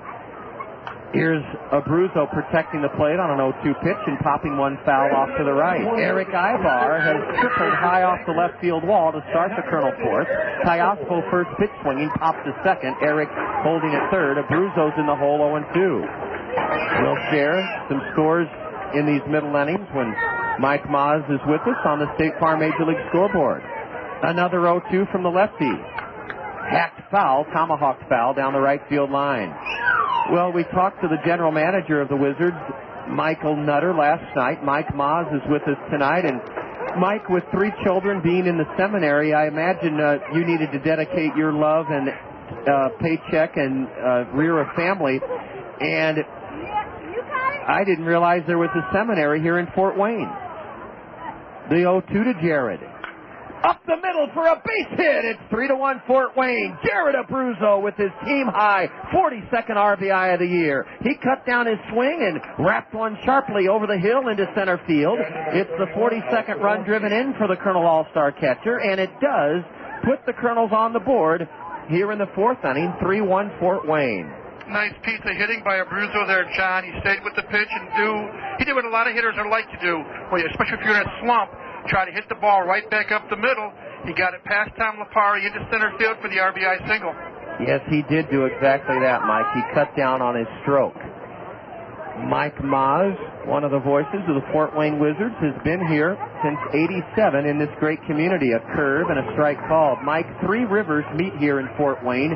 Tell me if I have them right. The St. Joseph, the Maumee, and the St. Mary. That's correct. 3 rivers in one city. I thought only Pittsburgh had that. We're number 2. We're like Avis. We try harder. Alex Dvorsky took a curve for a strike. Now a high fastball, the hardest pitch to lay off of, and Alex swung and missed, strike 2. 3-1 Fort Wayne. We're in the top of the 4th inning. The Wizards and Kernels meeting for the 7th time this year. We've won 4 of the first 6. A curve and a double play ball hit the deep short. Backhander by the shortstop. Throw to second out. Throw to first. You won't see a better double play all year long. Started deep in the hole by Luis Cruz to Peter Stoner on to first. And Alex Dvorsky was robbed of an infield single as he hits into an inning-ending 6-4-3 double play. The Kernels capitalize on a leadoff triple from Ibar and are on the board with 1 run in the 4th inning on 2 base hits.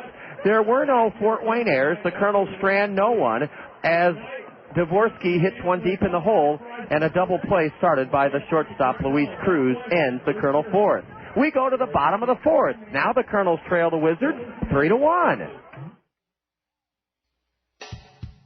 So, your husband's cousin's brother-in-law said he knew about this really great fireworks display. So you piled the kids and the pets and the lawn chairs in the car and drove for 2.5 hours. But your husband's cousin's brother-in-law made a little boo-boo, because the fireworks show was the day before, and all you got to see was some guy with a dozen pop bottle rockets and a puny Roman candle that fizzled. So what do?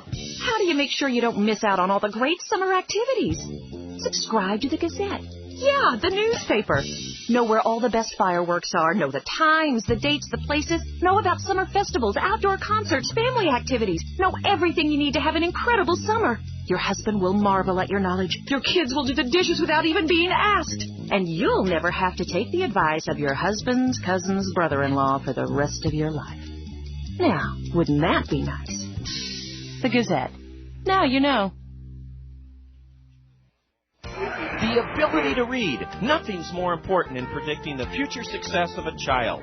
Thanks to the generous, ongoing support of Toyota Financial Services, Kernel players visited a record 25 schools last spring to encourage children to read, with a series of dazzling rewards from Toyota Financial Services serving as incentives. An all-time high, 1,451 girls and boys read last summer. The Kernels salute Toyota Financial Services.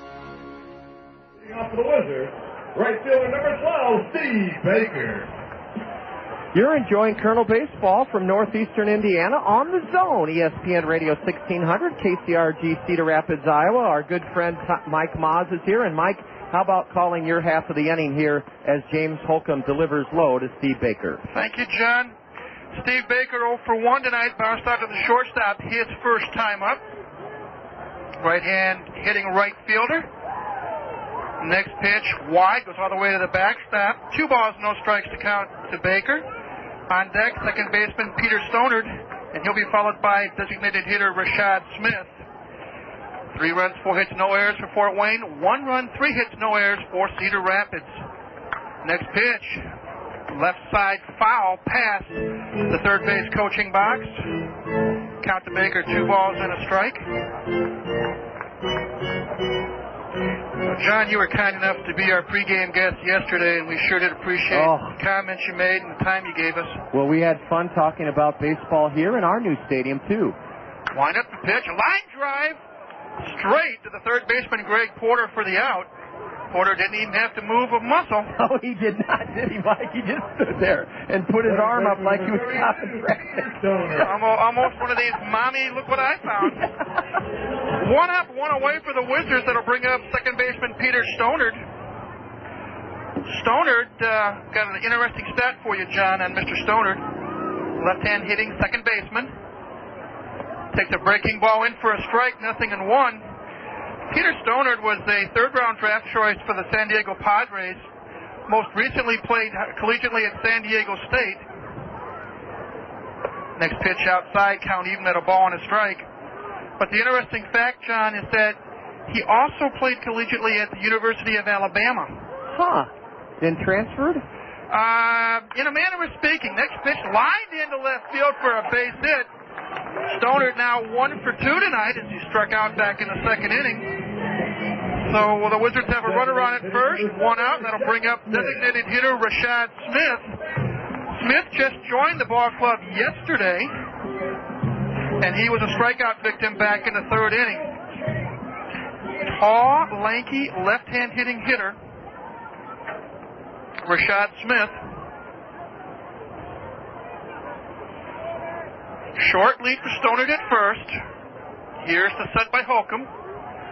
And a pitch. Swung on, fouled back to the screen, 0-1. Well, Mike, getting back to Stonard, did he leave Alabama in unwanted circumstances? In all honesty, John, he had a situation where though he played at both Alabama and San Diego State, some internal problems, and he was kicked off of both teams. Off both teams? Off of both teams, and under San Diego State, he was playing for Tony Gwynn this year. Well, he must be a model citizen because the Padres don't draft troublemakers. Next pitch swung on. Nice stop by the first baseman. Flip to the bag. Pitcher covering for the out. On to second goes Stonard. Boy, Matt Abrams, you're right, Mike, made a beautiful diving stop to his right. It wasn't a hard hit ball, and then James Holcomb, with Abrams able to pop to his knees, covered the base, and they just did get Rashad Smith 3-1. Boy, well, that surprises me. Have you met Peter Stonard? No, I haven't. Haven't had the chance to meet him yet. He came to the Wizards after the All-Star break. Yeah, and the Padres drafted him high. Well, this will bring up Colonel killer Andres Pagan. Pagan's 2-out base hit last night that drove in what proved to be the winning run for Fort Wayne. And then he started your 3-run third with a base hit. 1 for 1 tonight, and also scored a run. So Peter Stonard was kicked off the team at Alabama and San Diego State. If you can't play for Tony Gwynn, you better look in the mirror. Well, we don't know the circumstances. Yeah, we don't know all the circumstances. It could have been that he was a guy that had trouble being punctual. It might not have been anything that was insubordinate or being a bad guy. It might have just been he couldn't get his act together as a young player. Perhaps. The next pitch swung on and missed. Pagan behind in the count, no balls and 2 strikes. 2 outs, runner on at second. We're in the bottom of the fourth. 3-1 our score. Wizards on top. Here's the set. Breaking ball misses. 1 ball, 2 strikes. On deck, third baseman Brian Burgamy. He has really played well defensively for the Wizards. Well, our trainer, Tyler Waltz, had him at Wichita State, and they renewed their friendship before the series opener here Monday night. Here's the set by Holcomb. The look back to second. Fastball just misses. Count now even at 2 balls and 2 strikes. Wizards scored 3 in the bottom of the third. Kernels came back with a run on the top of the fourth. It's 3-1 here at Memorial Stadium. Holcomb gets a sign from Dvorsky. Here's the set. And a 2-2 pitch. Swung on, popped up, right side of the infield. Kiospo calling for it. Puts it away to retire the side for the Wizards in the fourth inning. No runs, a hit, no errors, 1 runner left. We've completed 4 innings of play. Our scores, Fort Wayne 3, Cedar Rapids 1.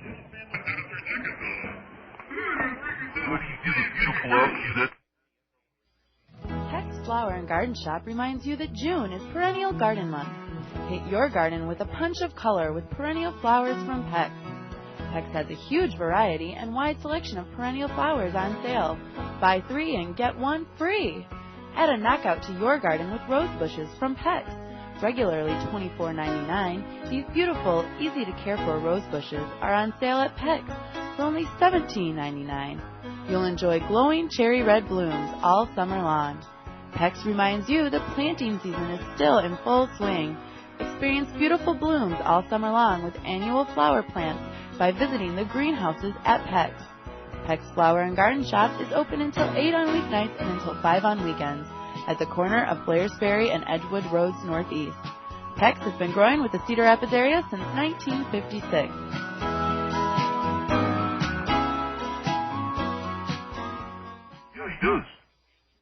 Household materials such as cereal, detergent, cracker, and Kleenex boxes, as well as the core of paper towel rolls, are known as chipboard.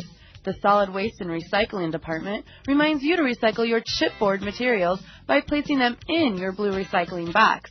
Corrugated cardboard should be flattened, consolidated, and tied or taped into bundles.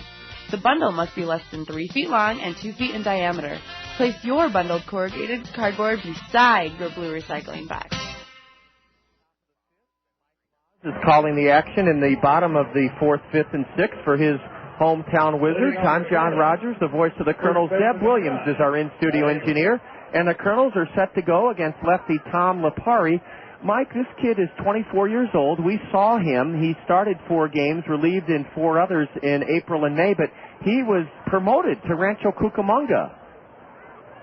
And now he's back in Fort Wayne. Matt Abrams pops the first pitch up, an easy play and foul ground for Paul McAnulty. He's now drifting back into fair ground on that towering pop-up and about 20 feet in front of the bag on the grass of the infield.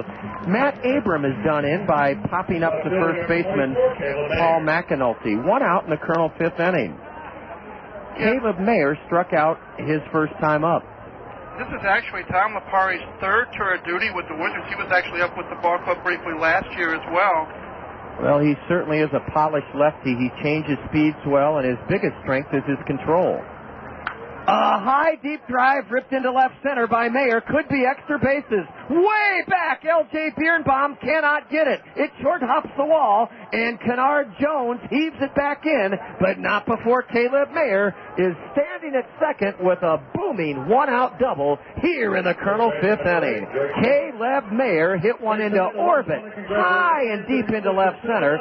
Biernbaum and Kennard Jones got on their horses and raced back as far as they could into deep left center, but the ball climbed the wall, and it's a double for Caleb Mayer, his 9th of the year. Whew, Caleb Mayer drilled one high and deep into left center. He's in scoring position for Greg Porter. Greg swung at the first pitch and had a hit taken away from him on a fine play behind second by Luis Cruz, the Fort Wayne shortstop, to open the Kernel's 3rd inning. A curve outside corner, strike 1 to Greg Porter. 3-1 Wizards, but the Kernels have a runner at second with only 1 out. A base hit by Porter would cut the Wizard lead to just 1 run. Greg Porter, a .260 batter, no homers, 10 RBIs. Takes well, apparently just a little bit high, ball one.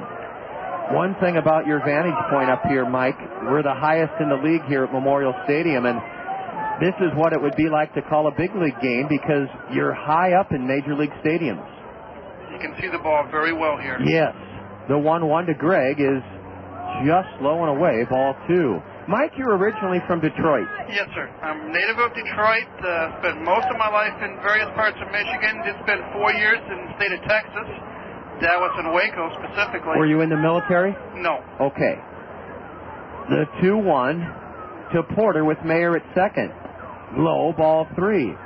Mike, I know you might need a volume or a dissertation, but briefly during this Colonel Fifth, if you were the general manager of the Tigers, what would you do to try your best to turn things around? Well, I think, believe it or not, that the first step they took was getting Alan Trammell to come back and be the manager of the ball club. The 3-1 is upstairs. Porter walks. 2 on, 1 out for Quan Cosby. So that is a very positive step in your mind. I think so. Alan Trammell, 20 years with the big club. One half of the great Keystone combination of Lou Whitaker, Alan Trammell, second base shortstop. He's played on world championship teams. Yes, He's he been has. a several-time All-Star. I had the chance to interview him a few seasons ago, shortly after he retired, and he was actually a special assistant for the Tigers. Quan takes a strike, a snap throw to first, and just getting back in ahead of the throw from Andres Pagan was Greg Porter, feet first. That was close. Did you sense at that time that Allen wanted the challenge of trying to start from ground zero with Detroit, or did you have any inkling he'd ever manage? I had an inkling because he loves the game so much. I know, he actually lives out in San Diego, and he spent 3 years as the first base coach for the Padres under Bruce Bochy, and he learned from a good one there. Strike one to Quan. Well, it was a strike. The scoreboard says ball one, but the 0-1 pitch is strike two called on the inside corner. Cosby can't believe it. The plate umpire Shane Alexander will flash up with his hands that the count's 0-2. The scoreboard says 1-1, but Mike, I believe it's 0-2 to Quan. I believe it is too. 2 on, 1 out. Top of the fifth inning, 3-1 Wizards. Quan Cosby, a switch hitter batting right, popped up to short his first time up. The Kernels want something big from Quan to drive home at least a run. Swing and a foul on an 0-2 pitch, ripped into the screen. Get a good cut at that one. Yes, he did. That pitch was right in Quan's wheelhouse. Well, you've got a good manager in place. And also a couple of the coaches, former teammates, Kurt Gibson and Lance Parrish. And also the hitting instructor is a name that might be familiar to you, one Bruce Fields, who managed West Michigan Whitecaps for, I believe, 4 seasons. And one of the best managers in the league. Well, they do have a great leadership staff in place, I'll say that. The ones are the 0-2 to Cosby from Lipari. Line shot up the middle, a base hit, and it'll load the bases. Caleb Mayer goes to third, a high throw there, but he's safe. Caleb is safe, and good base running by Mayer. I'll tell you why, Mike. He could not be sure that line shot off the bat of Cosby was going to go through. It just went a couple of feet to the left of the shortstop, and Mayer would have been a dead duck of double play. So a lot of people said, well, why didn't he score on a single? He couldn't be sure that Cruz wasn't going to stab it. You're exactly right, John. That ball was hit like a bullet. And Luis Cruz, as it seems like many of the shortstops in the Midwest League, has good range and a very good arm, and he nearly caught that ball. Well, here comes Mike Harkey very deliberately walking out to the mound. You interviewed Mike 2 nights ago before the series opener, and what a soft-spoken gentleman former Cub right-hander Mike Harkey is. Believe it or not, the magical word, you said it too, John, is humble. The first thing I mentioned to Mike was I rattled off some of the statistics of some of the individual Wizards, how they're doing in Midwest League stats. And he said, I'm not the one that did it. These guys are the ones, they'll listen to me. Yep. And I point blank asked him a question. I said, Mike, you spent several years in the big league, especially with the Chicago Cubs. When you talk to them about your experiences, do they listen? He said, yes. And he said the major factor in developing a pitching staff, number 1, build trust within yourself.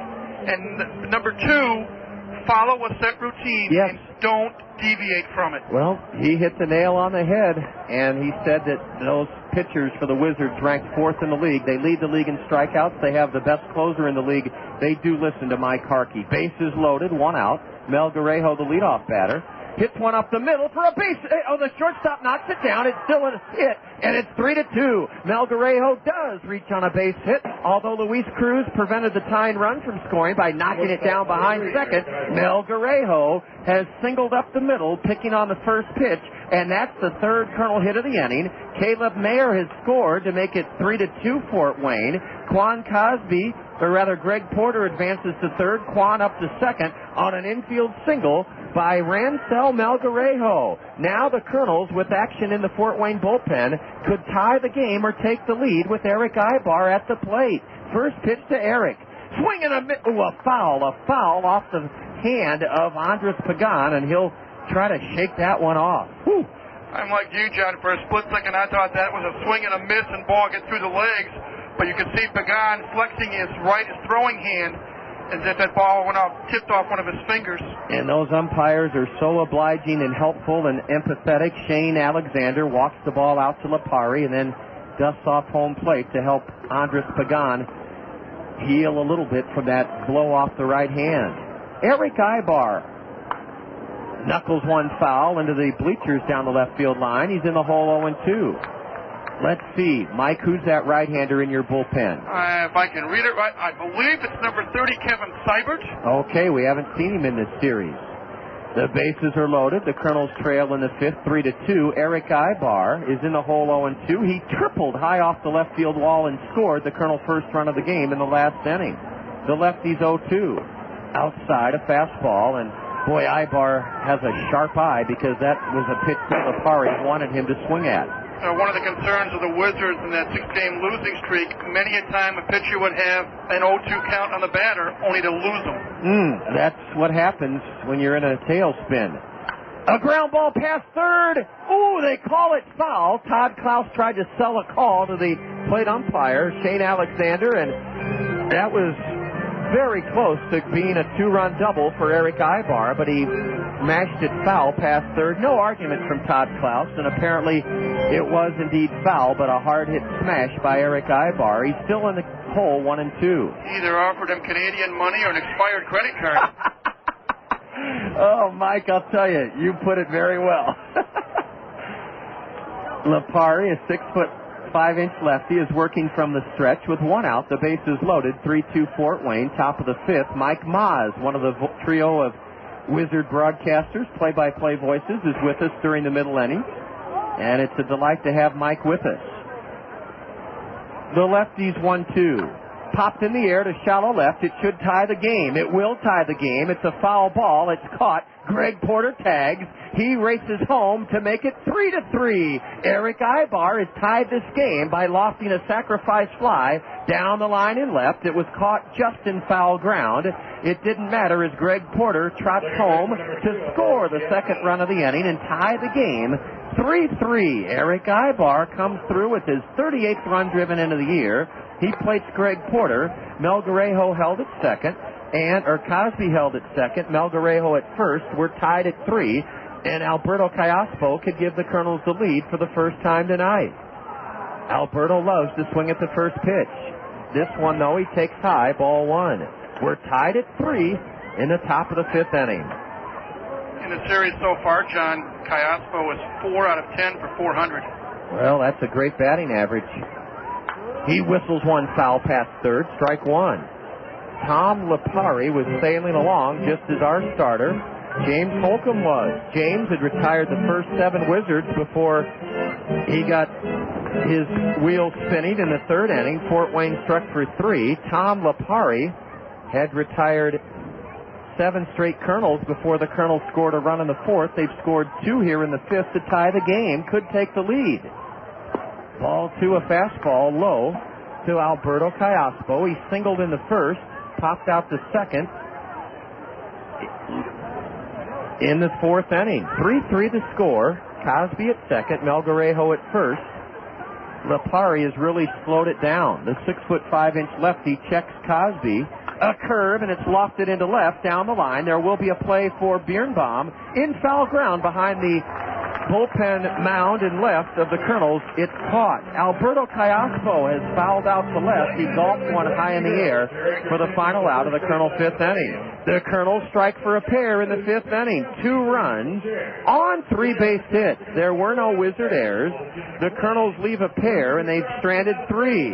It's a brand new game. Mike Moz, one of the trio of Wizard broadcasters, will have the Wizard fifth inning for us after 4.5. Kernels 3, Fort Wayne 3. Okay, so I'm dropping my daughter off at daycare, and as I'm walking out, I see myself in the double door. Uh-oh is right. My hair looks terrible. My ends are all scraggly, and my roots. Did you see my roots? I can't believe I've been walking around like this. Have you tried cost cutters? Oh, I'd love to get my hair done, but who has the time? With work and the kids, I barely have time to find matching socks, let alone time for my hair. Besides, I need the works. Just go to Cost Cutters. They'll have you in and out and looking great in no time. Yeah? Yeah. At Cost Cutters, the stylist will keep you looking great with a new cut, some color, even highlights. Check out mine. Oh, so Cost Cutters is your secret. Yep. I even get my favorite products there. You know, shampoo, conditioner. That's it. I'm going to Cost Cutters. Right now? My roots, thank you. There are a dozen Cost Cutters here in our area, each offering a relaxed, convenient hair care experience with no appointments and no hassles. Cost Cutters makes things easy and affordable with professional stylists who care about you. Cost Cutters. Live your life. We always have time for your hair. Remember when you were a child and there was a safety patrol person near your school to make sure you could cross the street safely? Don't you wish you had a safety patrol with you to help you conduct your life safely? Scott Draper, your Pekin insurance agent at Sheets Forest Draper Insurance in Marion, can help you feel safe with the right insurance coverages. For the right insurance for your home, auto, life, health, and business, see your Pekin insurance agent. Scott Draper at Sheets Forest Draper Insurance in Marion. Burgamy. Welcome back to Memorial Stadium. This is Mike Moz. Happy to be joining John Rogers for the broadcast tonight.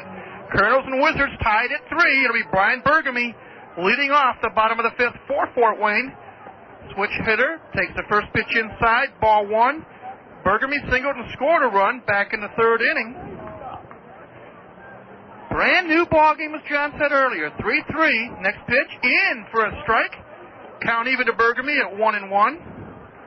Waiting on deck, the top of the order, all-star center fielder Kennard Jones. Holcomb gets his sign, goes into the motion. Next pitch, chopper towards first. Abrams takes 2 steps, touches the bag, 1 up and 1 away for the Wizards in the bottom of the 5th. That'll bring up center fielder Kennard Jones. Mike, I'm interested to know whether Kennard has a following here. He went to Bloomington, Indiana University, and Indiana doesn't produce that many baseball players. Is it a thrill for him to play in his home state, so to speak, or does the local media and his friends and family follow him? He's very happy to be here. Tries to bunt his way on, bounces it foul towards the Kernel dugout. No balls and a strike to Jones. In fact, it's ironic, John, I had Kennard on Saturday night in the South Bend series. And he had an interesting comment because the next Wizard destroyed the game for the Wizards. Yes, Doc Brooks. Next pitch taken down low, ball and a strike to Jones. Doc Brooks hit a 3-run homer to tie the game in the top of the 9th inning, and Silverhawks won it in the 10th. Next pitch swung on and missed. Jones behind in the count, 1 ball, 2 strikes. And I had interviewed Kennard because in that ball game he was 3 for 4. He had 2 triples and a single, 3 runs batted in, 3 runs scored. And I love the comment he made. Doc Jones, of all people, wrecked it for us for that 9th inning home run over the short porch in right. Yes. He's a delightful young man, a very good interview. Next pitch fouled back to the screen. Count stays at a ball and 2 strikes. You know, the Big Ten has fallen on hard times as far as nationally ranked teams, and that's not a disparaging remark. A lot of the baseball players like to go where there's warm weather year-round. Next pitch just misses. Count even now to Kennard at 2-2. But the Big Ten will produce 1 or 2 guys that are drafted every year off each of their teams. That's true. Here's the motion. Pitch. Chopper. Right side. Abrams fields it. Throws it wild. Threw it behind James Holcomb for an error. Matt lobbed it from the right side and didn't lead James Holcomb enough and threw it high behind him for an error. First error of the ball game by either team, so Jones is on it first with 1 out, and now you have to give him some consideration.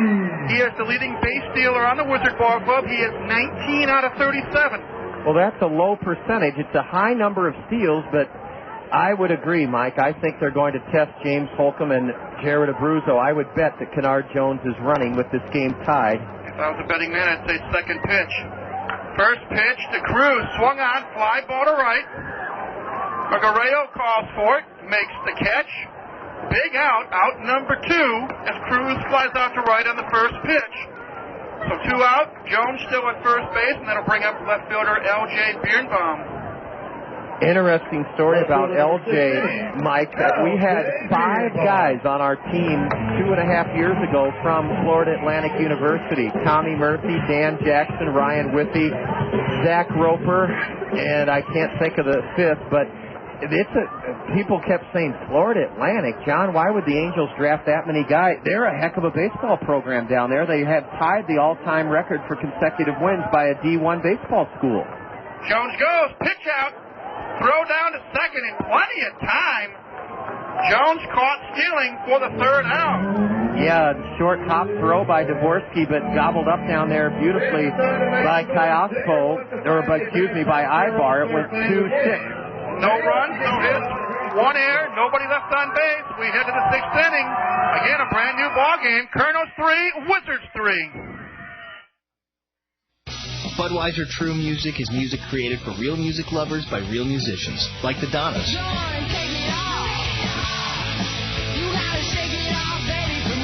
We don't put any song on the record that we don't like. We really try hard to think of it as an album instead of a single and then some other filler songs. I know everyone tries to write a great album. Yeah, a lot of people say it, but do they stress out about it and cry?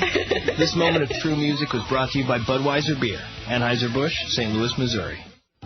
Here are 3 important facts you should know about Progressive Homes. First, Progressive Homes is our area's authorized builder of All-American Homes of Dyersville. Second, Progressive Homes invites you to visit their model homes. They're located on Williams Boulevard Southwest in Cedar Rapids. Finally, Progressive Homes is committed to making your home building experience pleasant and exciting. Come see what Progressive Homes can build for you. Progressive Homes, your complete builder of all-American homes. Previously on the Tony Kornheiser Show. By the way, the hammocks blew over. What happened? How was the wind yesterday? The wind was high, but 40 miles an hour. Don't you anchor those things? The wind down? was in from Africa. Was anybody on it when it blew over? It was in the middle of a windstorm. No, nobody was on it. Qz's. What are you, an imbecile? Yes. You could have been laying out there enjoying the wind. What are you, nuts? The Tony Kornheiser Show. Weekdays on ESPN Radio. Wayne Wizards, Mike Maz adding to the luster of our broadcast. We're going to the top of the 6th inning. The Kernels have seen the last of 6'5" lefty Tom Lipari. On for Fort Wayne is Chuck Bechtel, Bechdtel. He's new to the Padre organization and new to Fort Wayne. Bechtel was a 12th round pick of San Diego out of Marist College. He was the Metro Athletic Conference Pitcher of the Year. He was 8-4 with Marist, a 1.59 ERA. In 85 innings, he struck out 98 men, and he no-hit Manhattan College. Finished his career at Marist with 22 wins. Marist is a school, I believe, Mike Maz, in either New Jersey or New York State. I want to say New Jersey. Well, as you figure up the final line on Lipari, Bechtel will pitch to Jared Abruzzo. And he delivers a sinker, a swing and a miss, strike 1. Jared put the Kernels on the board with an 0-2 single up the middle off the departed starter, Tom Lipari. Bechtel is a slim right-hander built very much like our starter, James Holcomb. The Kernels have a right-hander in their bullpen warming up. The 0-1. Jared muscles it foul into the screen. Well, Tom Lipari couldn't hold a 3-0 lead, but nonetheless, Mike, he gave the Wizards 5 good innings. I don't know if it's 5 innings or 6 innings, John, that's considered a quality start, but 3 runs, 6 hits, 1 walk, 2 strikeouts, faced 21 batters. The 0-2 to Jared Abruzzo from the newcomer Chuck Bechtel. Driven into the air to left, Way back goes L.J. Biernbaum, and he makes a good running catch on the track as that ball was slicing away from him down the left field line. Jared Abruzzo's bid for a leadoff double is turned back on a fine running catch in left by L.J. Biernbaum. 31, Alex Dvorsky. One away in the Kernels' sixth. We're tied at 3.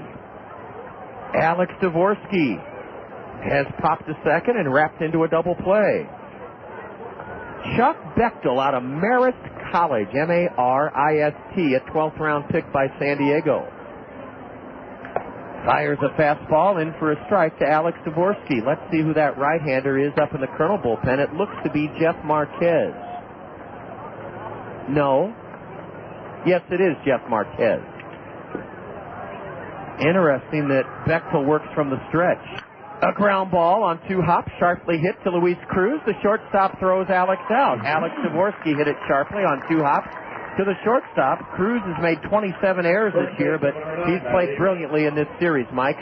Have most of his errors come early in the season, or has he had a problem with the glove or his throwing accuracy? The problem is within his head. And the reason I say that, a lot of his errors have been made lately. Okay. Of course, in the 6-game losing streak, the Wizards committed 15 errors as a team. 2 out for Matt Abrams. Right-handed batter. Rips one foul into the top of the net, strike one. Well, you said it well, Mike. A lot of times errors are because you think too much. Well, I think part of the problem was that many a time he would get a ball, and in all honesty, he would loaf. He would think he had to play a nonchalant throw, and it's wide. Yep. Or the indecision that all shortstops have. Yep. Lay back or charge in on the ball. Yep, it's a tough choice. Ball one low and away to Matt Abrams. The Kernels have out-hit the Wizards 6-5 and are tied with Fort Wayne here in the top of the 6th. 3-3. Jeff Marquez may be coming on out of the Kernel bullpen. We don't know yet. The 1-1 to the Kernel right-handed hitting first baseman Matt Abrams. Steer right to at the knees from Chuck Bechtel, making his debut with Fort Wayne tonight. Mike Maz is alongside as our guest this evening here on the Zone. He'll have to skedaddle out for the 8th and 9th, which he'll do on the Wizard Radio Network. Swing and a tip foul into the catcher's mitt on a slider in a perfect inning in his Fort Wayne debut for Chuck Bechtel as he fans Matt Abrams. The Kernels go quickly and in order in the top of the 6th inning. We head to the bottom of the 6th. Mike will have the play-by-play as the Wizards bat. After 5.5, the Kernels in Fort Wayne even at 3. At Bank Iowa, our professionals know how important your financial future is to you. Bank Iowa can best meet your needs when you allow us to be a part of your financial plans. Our entire staff from all areas of the bank realizes the most important part of our bank is you, the client. We bring it all together to make banking comfortable and convenient right here at home. Member FDIC, Equal Housing Lender. Bank Iowa, Iowa's hometown bank. It's a fast-paced world. Things change at the speed of sound, yet some things never change, like your desire to deal with a solid, dependable car dealer. Zimmerman Ford has been around for 31 years. They still deal with a handshake and a promise to be there after the sale with quality service. Zimmerman Ford Town is Eastern Iowa's largest volume Ford dealer, and you don't get that way without being rock solid. Check them out on the web at FordTownUSA.com or in person on First Avenue in Cedar Rapids. Ford, BMW, Hyundai, and Mitsubishi at Zimmerman Ford Town.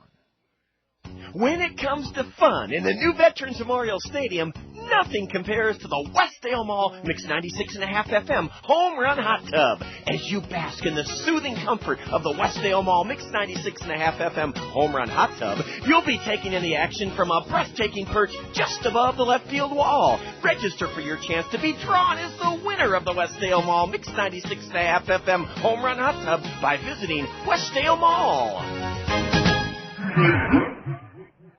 With the 3 locations in Fort Wayne and 1 in Warsaw.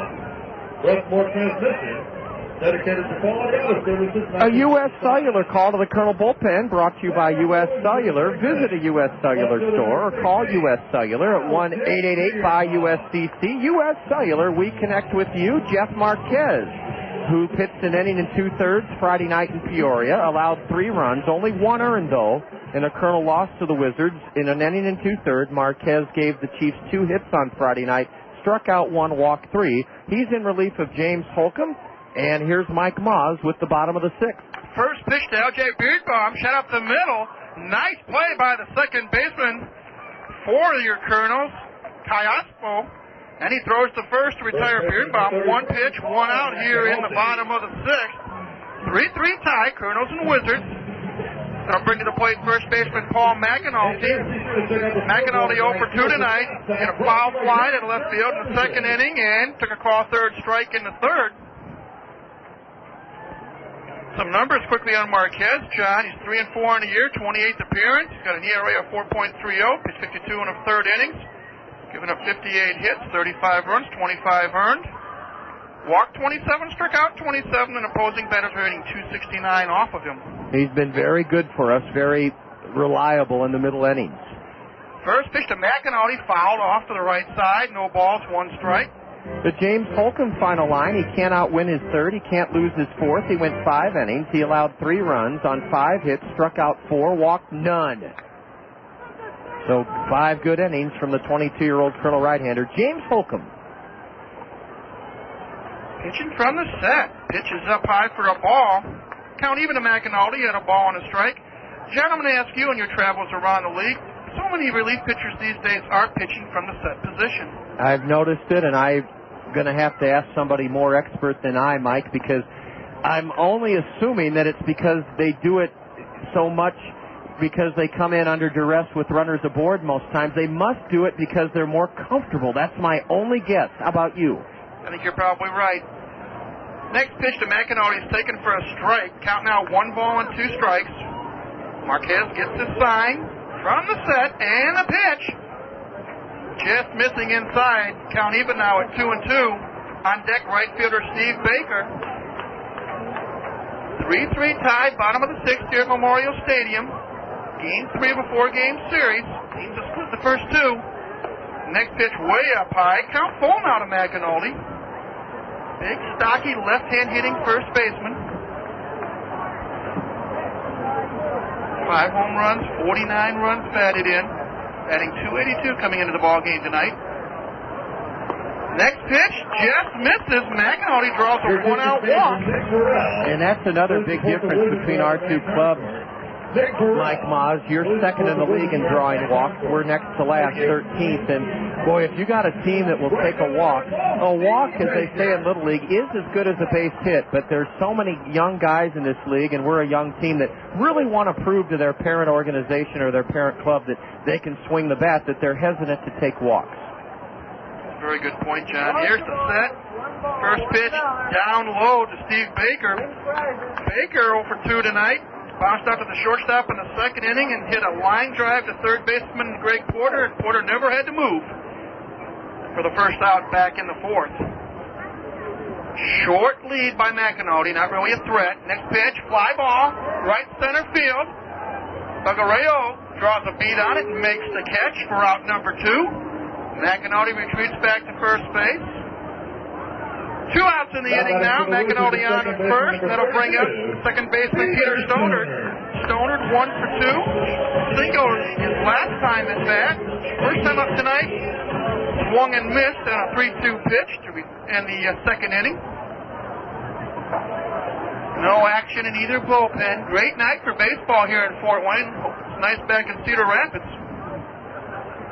First pitch bounces away, goes all the way back to the screen. McAnulty goes down to second base. Great, the Wizards want to congratulate Nicole Arthur. See if that scored a wild pitch, which I believe it is. Yeah, it sure is, Mike. And that's a costly wild pitch because you said what a good young hitter Stoner is. In 12 games, he's hitting over 300. I've really been impressed with his defensive skills. There was one game against South Bend, John, that Stoner in short center field knocked the ball down on his knees. The runner was trying to score from third, and he threw him out. Oh, boy. Next pitch. Fly ball, left center field. Cosby on his horse. He's not going to get it. Goes all the way to the wall. McAnulty comes in to score. Stopping at second for the tie-breaking double is Peter Stoner. Well, Mike, a walk and a wild pitch have cost Jeff Marquez dearly here in the 6th inning. Sure has. That wild pitch can really come back to haunt you because McEnany does not have much speed. I don't know. With 2 outs, he might have scored from first, but I'm not sure he would have. If I were a betting man, John, I would say not a Chinaman's chance. Well, a walk and a wild pitch, so doggone it. Jeff Marquez has hurt himself a little bit with that base on balls and that wild pitch. That'll bring up designated hitter Rashad Smith. Smith 0 for 2 tonight. Takes a fastball up high, ball 1. Now it's early yet, John. Oh. You got to think positive. Always.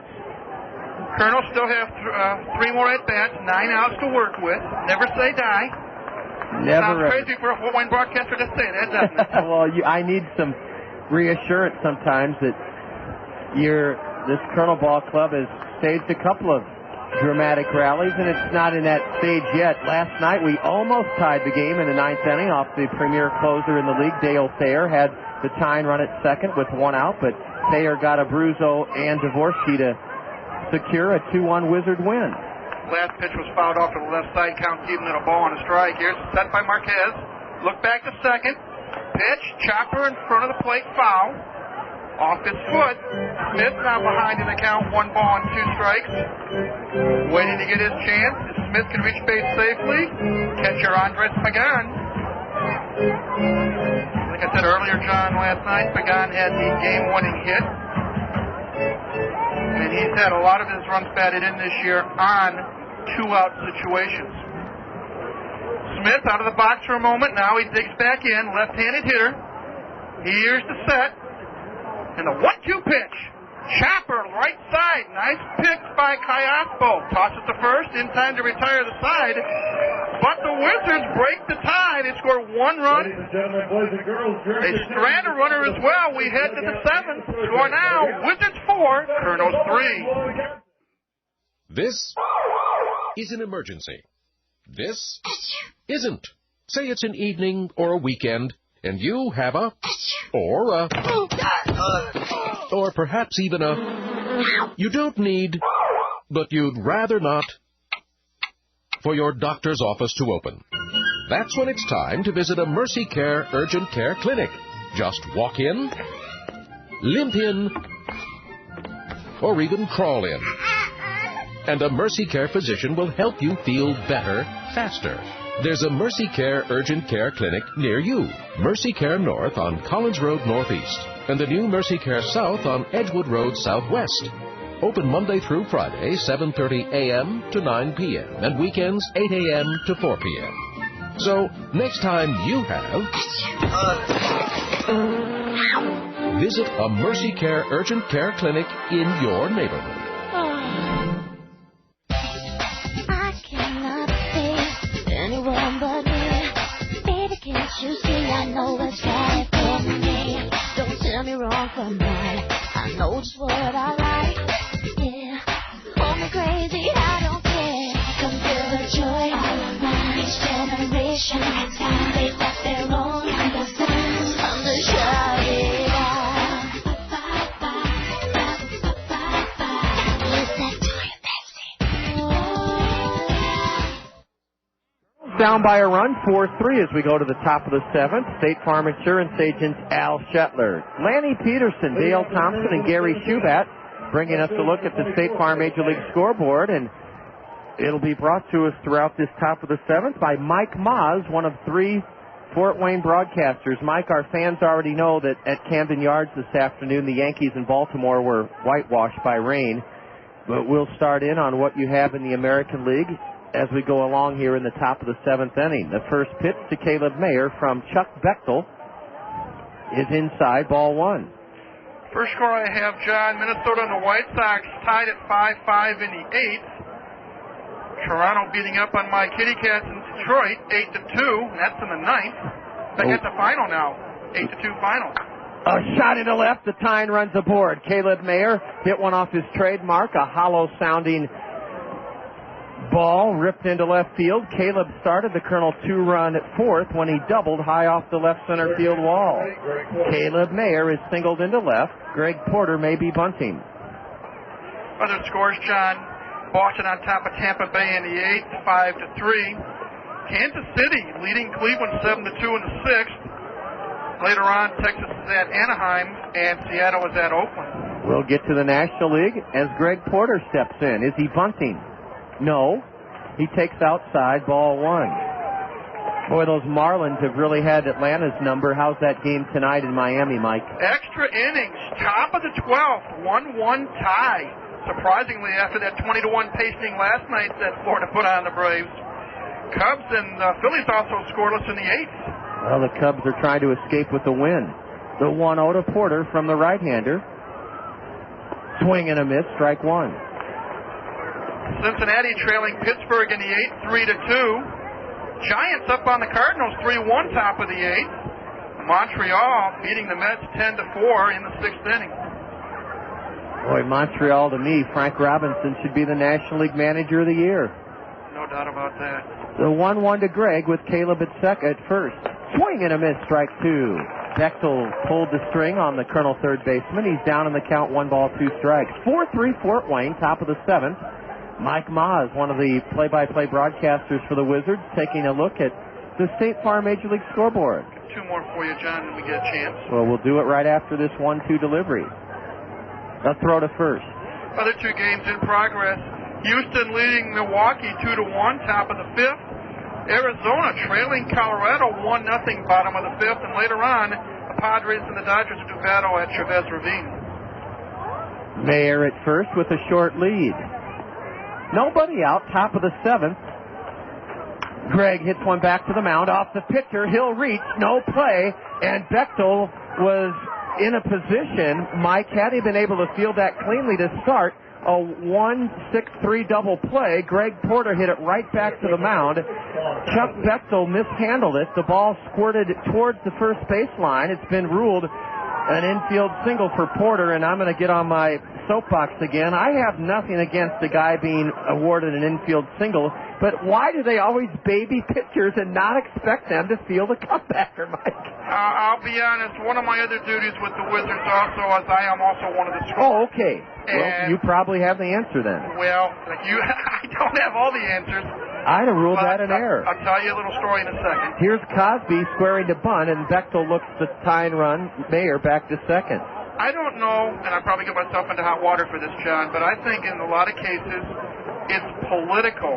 Yeah. And what I mean by this is... Oh, with the pitching coach? The pitching coach and the manager we've had for a number of years in our organization here, and I've seen it around the league.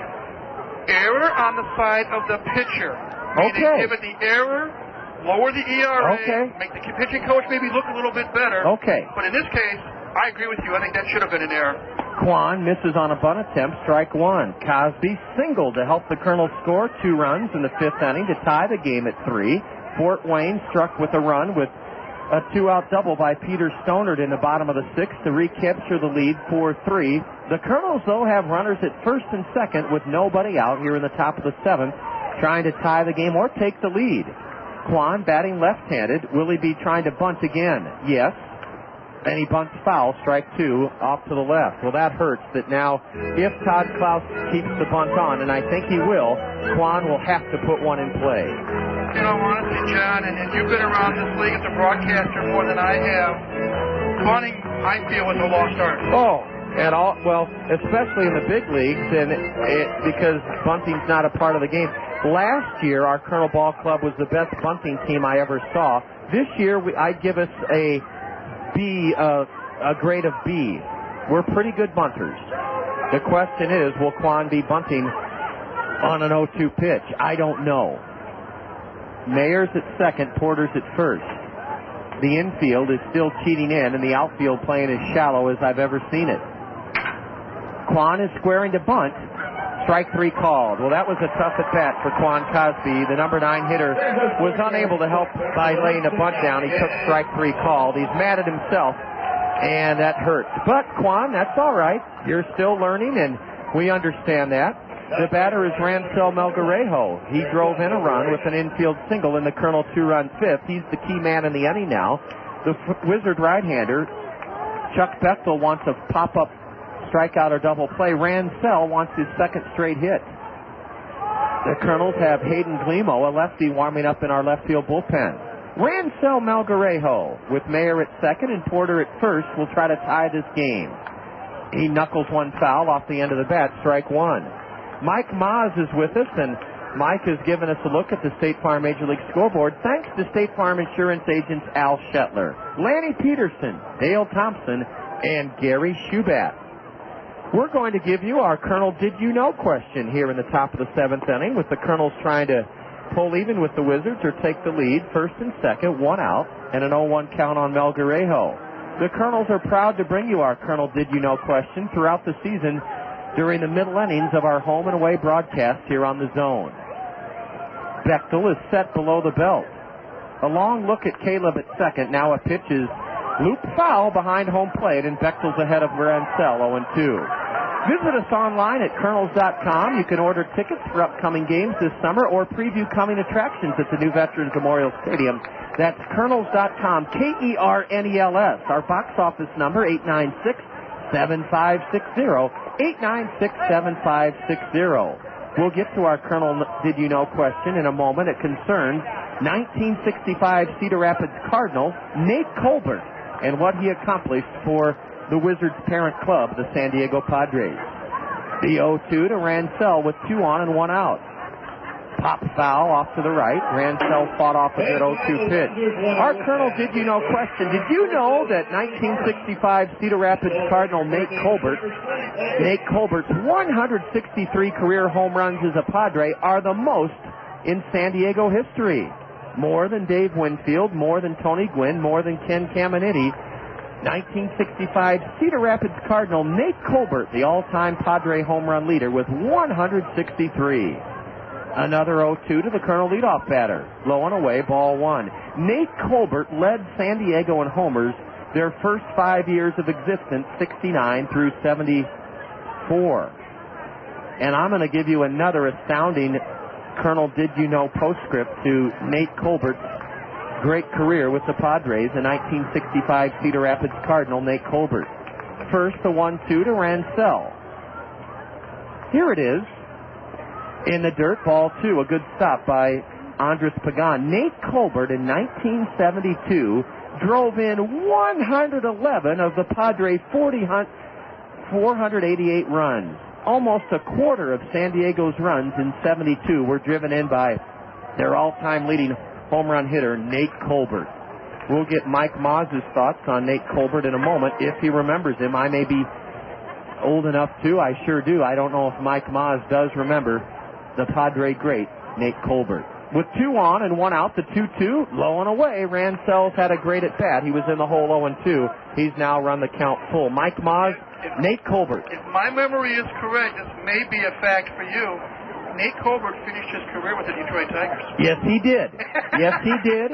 Yes, I remember Nate Colbert a little bit more from the Tigers than the Padres, but the thing I remember about the Padres in the early years, those god-awful uniforms. Yep, those brown and yellow uniforms. Will the runners be going? They are not. A double play ball to second. Throw to second out. Throw to first. Wide, and the tying run scores. Caleb Mayer scores to tie the game. Mel Guerrero, the go-ahead run to second. The Colonels get a big break, and it was all due to Greg Porter getting right in on the shortstop, Luis Cruz. Peter Stoner took a one-hop spinner and flipped to second to force Greg Porter. But on the throw to first, Porter got right in on Cruz, and Luis's throw was in the dirt past Paul McAnulty. Caleb Mayer had stopped at third. He raced home to tie the game. Mel Guerrero has reached on a fielder's choice, and he goes to second on a throwing error, the 28th of the year, committed by Luis Cruz, and now a base hit by Ibar could give the Colonels the lead. It's the first error committed by either club tonight. Eric swings and misses, strike one. Mel Guerrero at second. We're tied at 4 here in the top of the 7th inning.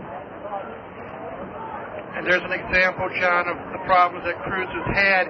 He actually had time. This time he rushed it. Sometimes he waits too long.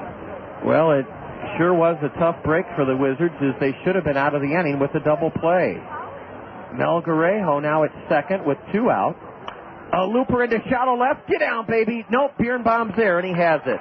Eric Ibar lofted one into shallow left. It was caught by L.J. Biernbaum to end the Kernels' 7th inning. The Kernels tie the game with an unearned run, 1 run on 2 base hits, one of them an infield hit.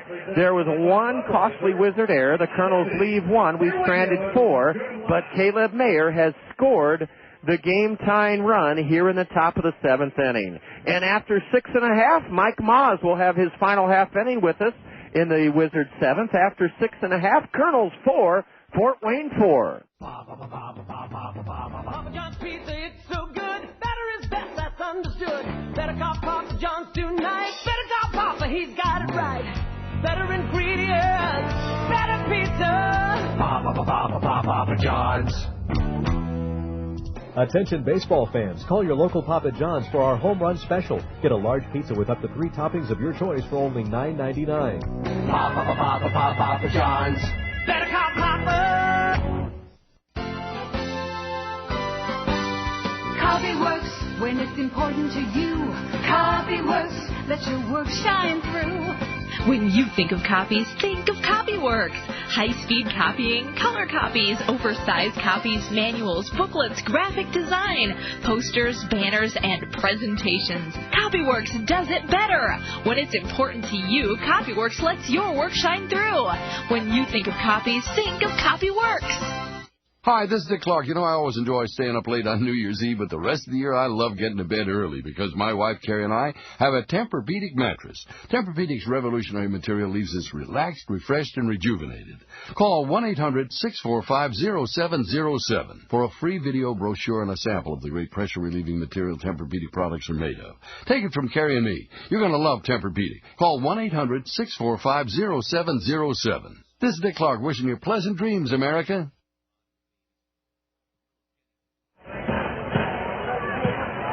A U.S. Cellular call to the Colonel bullpen for the second straight frame has Hayden Glemo taking over for Jeff Marquez.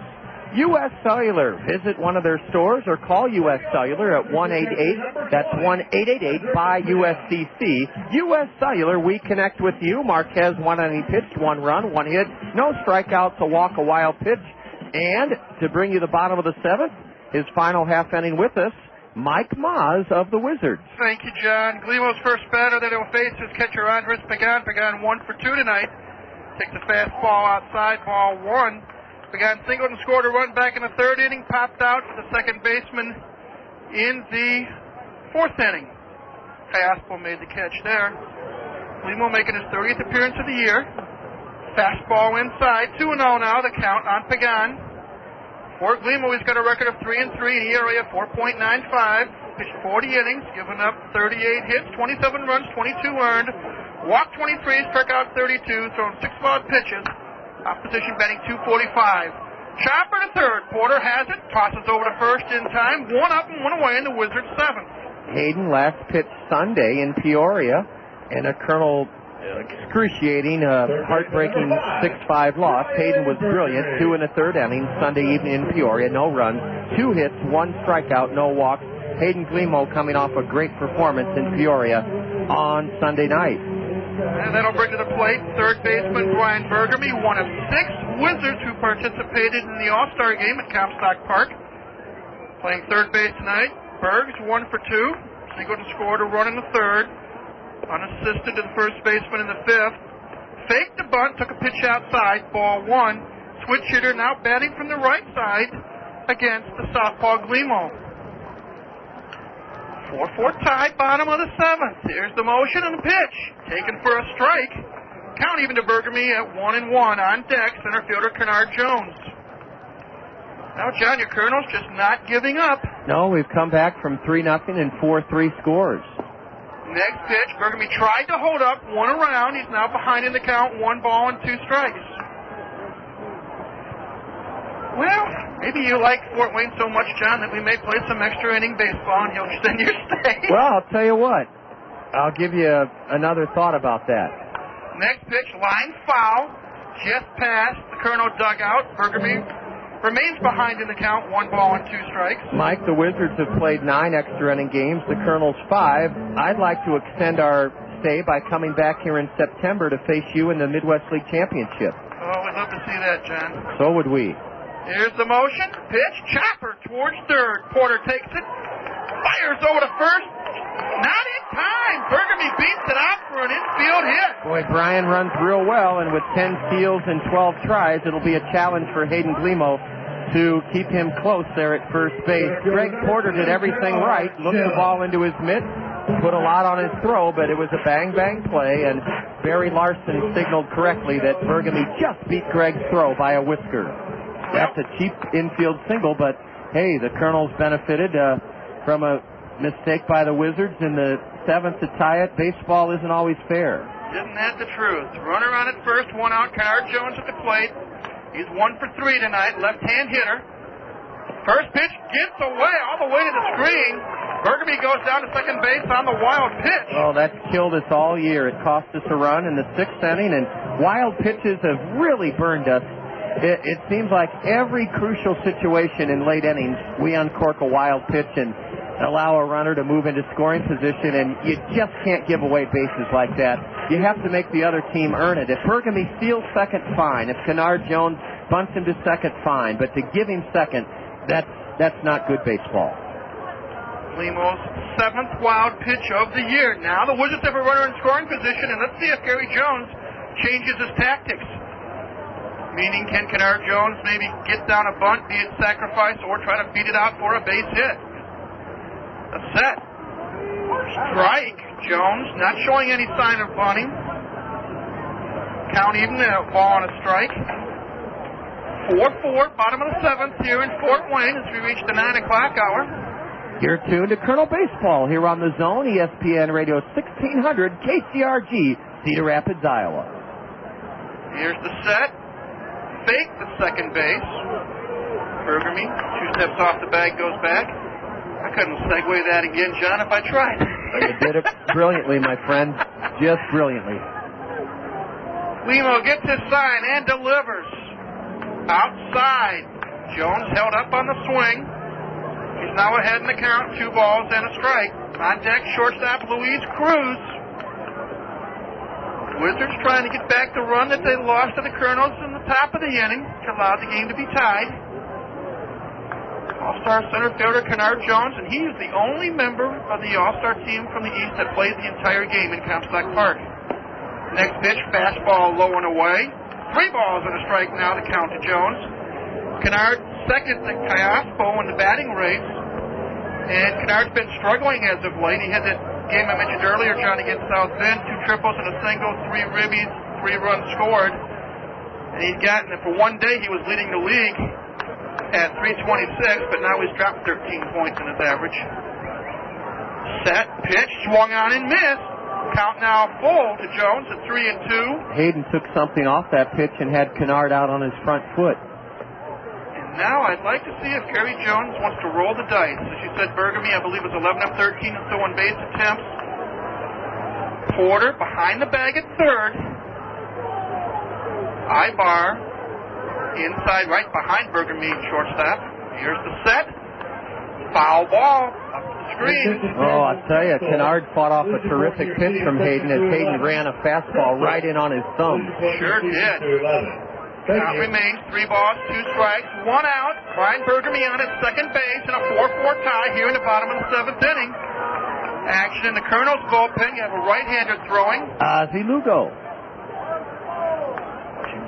Saw action in one of the 2 games of the series. Yes, he did pitch the first night of the series, Monday night. Set, swung on and missed. Jones strikes out for out number 2.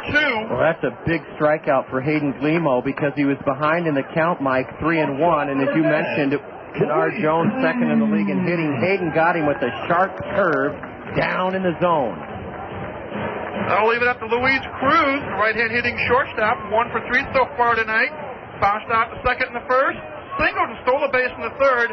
Flied out to the right fielder, Mel Guerrero, back in the 5th inning.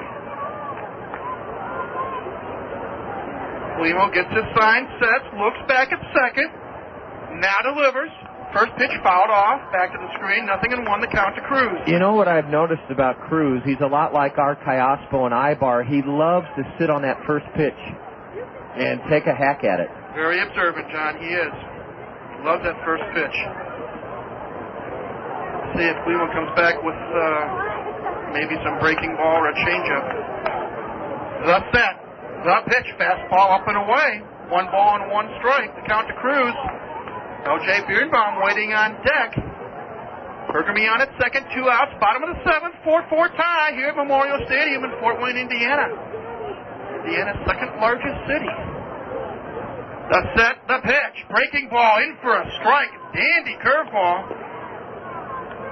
Limo ahead in the count now. 1 ball and 2 strikes. And now he can see if he can get Cruz to go fishing. Limo gets the sign from Dvorsky. Looks back to second. Fastball away. Count even now. 2 balls and 2 strikes. A reminder, John, the series finale tomorrow has a 6 o'clock first pitch. Mike, I'm glad you did remind our listeners of that. 5:40 dugout interview time. 2 balls, 2 strikes, 2 outs. Runner on at second. Limo takes too long looking into Dvorsky for the sign, so Cruz asks for time and backs out. Crowd a little restless here at the stadium tonight. Saw their Wizards snap a 6-game losing streak last night, but we're tied here tonight. That's that, the pitch. Pop-up, right side foul out of play. Count remains 2 balls and 2 strikes. Mike, before we let you go, and I know you're planning on joining us tomorrow evening for the series finale during the middle innings, I wanted to thank you very much for taking time to help our broadcast. You've really brought a lot of great perspective from the Fort Wayne side of things. Well, I appreciate it very much, John. It's always fun when you folks come to town. Next pitch fouled away. Cruz, Limo doing battle. 2-2. Here in the bottom of the 7th. This is still a basketball state, but you tell me that football is on the rise, and that has to make Gary DiNardo very happy. Gary DiNardo, Joe Tiller, Tyrone Willingham, amongst others. 3 great programs in this state. Here's the set. Look back to second. The 2-2 pitch again. Another foul ball. 3 straight foul balls by Cruz. If nothing else, he's forced Limo to throw a lot of pitches. 7 so far in this at-bat. Were you for or against Indiana going to a class system in boys basketball? I'm going to be honest. When I lived in Michigan, I was in a class system. When I lived in Texas, I was in a class system. Indiana was 1 class, and I miss it. Me too. That's that. Pitch outside. Nice stop by Dvorsky. Count now full to Cruz. 3-2. I have to admit, I started broadcasting high school basketball in 1990 here in Indiana. And I was taken by the class system. Even though it was David and Goliath, and a lot of people may have seen the movie Hoosiers. Yeah, that's what I'm referring to. I missed the fact that now we've been in a class system for a few years. Here's the set, the 3-2 pitch. Curveball lined into left field. There's going to be play at the plate. Does he miss the sign? Oh! And he is out. Dvorsky. Mike, describe what happened. Mayer missed. He just flat out refused to stop. At third, I'm sorry, take it back. I got my infielders out there to 6 up. The ball was hit sharply to left field for a base hit. Burgamy rounded third. Gary Jones had the stop sign on. Burgamy, for whatever reason, said, I'm going to try to score. And a great throw from Mayer to Dvorsky. Dvorsky blocked the plate, snuffed out the run, retired aside. We go to the 8th inning, and we are still tied. Kernels 4, Wizards 4. Oh, boy, I couldn't believe he ran through the stop sign. The all-new Ellis Golf Course is ready for play, so let's mark the occasion with some rounds on the house. Visit Twin Pines, Jones, or the Ellis Pro Shops and mention the Zone, ESPN Radio, 1600 AM. Register with the staff, and if your entry is picked, you play, no pay. Ellis is now open. Make your tee time now. All 18 holes have been redesigned. There's a new driving range and a fully merchandised pro shop. This beautiful new facility is truly the signature golf course for Cedar Rapids. Experience the all-new Ellis Golf Course for yourself. Cedar Rapids Municipal Golf, serving your needs to a tee. The day has ended. Amber skies blend to twilight blue. The world softens a bit around the edges, and you release all the cares of the day. Now is the time for Bella Sera wine. Bella Sera Pinot Grigio from Italy. Pour a glass, relax. It's going to be a beautiful evening. Or as they say in Italian, it's going to be a Bella Sera. Imported by Belicetta USA, Hayward, California. Nature provides a built-in mechanism for animals to get ready for their future. Animals start hoarding food in the early autumn, knowing it will be scarce during the winter. We don't seem to have that same kind of savvy. Pekin Insurance Agent Teresa Brunsheen at Family Insurance Center in Monticello can help you plan ahead. Teresa can help you make sure you have the right insurance coverages for your particular needs. Nature's message is clear. Prepare. See Teresa Brunsheen, your Pekin Insurance Agent in Monticello at Family Insurance Center. Not only a terrific throw from left by Caleb Mayer to Alex Dvorsky, who tagged Brian Burgamy the go-ahead run out at the plate to end the Wizards' seventh, but tremendous discipline by the catcher, Alex Dvorsky, as he blocked the plate, held his ground, and withstood a barreling attempt to bowl him over by Brian Burgamy. The Kernels have the momentum in this game. They're facing a new pitcher. He pitched here in the series opener. Viatora, a right-hander, to face Kiospo. Ball one high and away, a fastball from Wilmer Viatoro. He's 3-0 on the year. A right-hander, and he's the Wizards' second relief pitcher tonight, Wilmer Viatoro. Misses low and in, ball two to Alberto. In his Fort Wayne debut, Chuck Bechtel went 2 innings, gave the Kernels 1 run. It was unearned on 2 base hits. Viatoro with the 2-0 pitch to Alberto. Swing and a miss, strike one. Bechtel struck out 2 Kernels, and he walked none. So he pitched 2 innings in his Fort Wayne debut, allowed 1 run unearned on 2 hits, struck out 2 in 2 innings, walked none. Wilmer Viatoro, Vilatoro. A looper over the shortstop's head, another hit for the league's leading hitter, Alberto Kiospo, his second of the night, and here in the top of the 8th, the Kernels have the go-ahead runner aboard, Alberto Kiospo. He slashed one to the left side, and over cruised the shortstop's head it went for a leadoff single. Oh, the Kernels have momentum in this game thanks to the great play at home by their catcher, Alex Dvorsky. Wilmer Viatoro on a 2-1 pitch has surrendered a single to to Alberto Kiospo. Now Jared Abruzzo stands in a 4-4 game, top of the 8th inning. A soft toss to first, and Alberto back safely. Kiospo stole second base in the 9th inning last night as the tying run, and it was Alberto's 13th steal in 16 tries. Wilmer Viatoro, a 20-year-old right-hander from El Salvador, throws to first, and again, Alberto back in time. Wilmer pitched 2 scoreless innings in the Kernels' 7-1 win here Monday night. In 2 innings, no runs, no hits, 3 strikeouts, no walks in a relief role. A high pop foul nubbed off the end of the bat, drifts beyond the reach of Brian Burgamy at third. Strike one to Jared Abruzzo. Wilmer Viatoro, in his 4th year of pro ball, is still only 20 years old. Viatoro, with that 3-0 record, on for the 20th time out of the Wizard bullpen. Kiospo, a short lead at first. Jared Abruzzo has an RBI single tonight. It came in the 4th inning to put the Kernels on the board. It's 4-4 in the top of the 8th inning. Strike 2 called on the outside corner to Jared.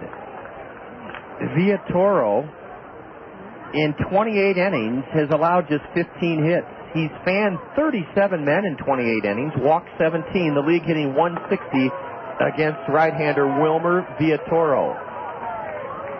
Jared down on the count, 0-2, the switch hitter batting left. Kiospo's not running, and a pitch out, ball one. The Wizards pitched out on an 0-2 count, thinking that Alberto would be running because, well, to stay out of a double play. But they guessed wrong. Alberto was not running. He's being held at first by Paul McAnulty.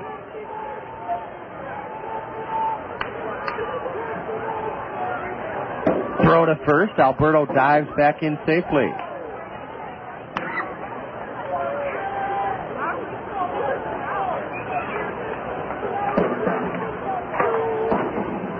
Kernels have 9 hits. The Wizards have 8. Now another throw to first, and this one again has Alberto diving back hand first. As Mike Moz of the Wizards told us during his middle inning tenure with us, tomorrow's series finale, a 6 o'clock first pitch, dugout interview 5:40. Another throw to first, and again, diving back in safely is Kiospo.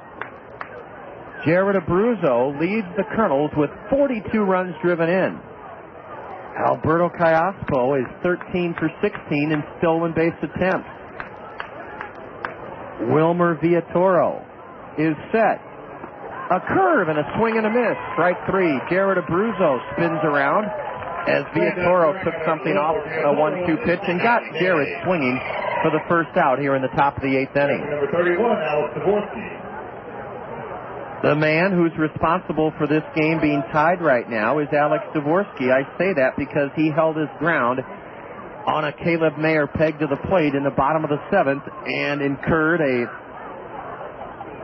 collision with Brian Burgamy. Alex held the ball and tagged Burgamy out to keep this game tied. A pitch out, and again, nothing doing as Kiospo holds at first base. 1-0 to Alex. Alex tonight has been held hitless. He's 0 for 3.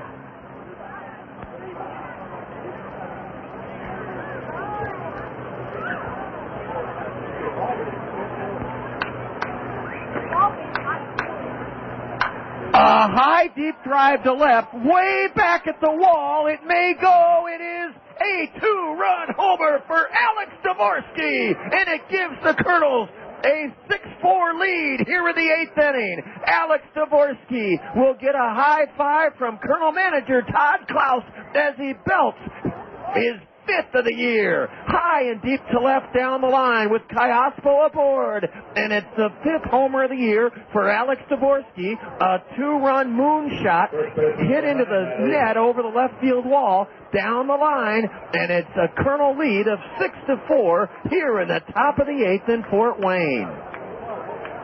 What a big blow from the Kernel catcher, keeping the game tied with his great fortitude and courage, blocking the plate in the bottom of the 7th to prevent Fort Wayne from taking the lead, and then belting his 5th of the year, socking it down the line, high and deep to left, with Kiospo aboard, and the Kernels lead 6-4. Abrams now a strike on the outside corner. Alex Dvorsky. Boy, he's got to feel great about that. Not only helping the team with his gutty, gritty play behind the plate tonight, blocking that plate in the 7th, but belting a homer that puts the Kernels ahead by a pair, 6-4. Swing and a miss on a slider, strike 2 to Matt Abrams. I'll tell you what, I've gotten to know Alex over the course of this season, and he's such a great kid. So much, he just takes the game as it comes to him, a swing and a foul. He's able to come out every day and doesn't know if he'll be catching or DHing. He knew he'd be catching tonight because he and James Holcomb have a special bond in terms of working together last year in Provo. James absolutely loves when Alex is behind the plate, and Alex has worked hard all season long. It's not easy playing in your hometown.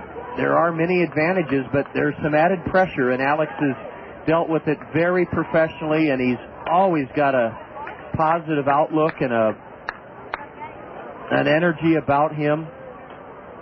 He's not a big talker. Alex is a big doer. And he's clubbed a 2-run homer to put the Kernels ahead here in the top of the 8th. Now Matt Abrams takes a 2-2 pitch low and away.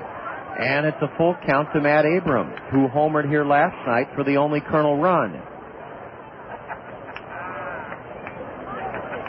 I guess the one word that comes to mind when I think of Alex Dvorsky is, well, it's 2 words with a slash between them: ever cheerful. Ever cheerful. A curve, a beauty, strike 3 called to Matt Abrams. Matt's 0 for 4 as he's rung up on a 3-2 pitch, a dandy slider from the right-hander Wilmer Villatoro.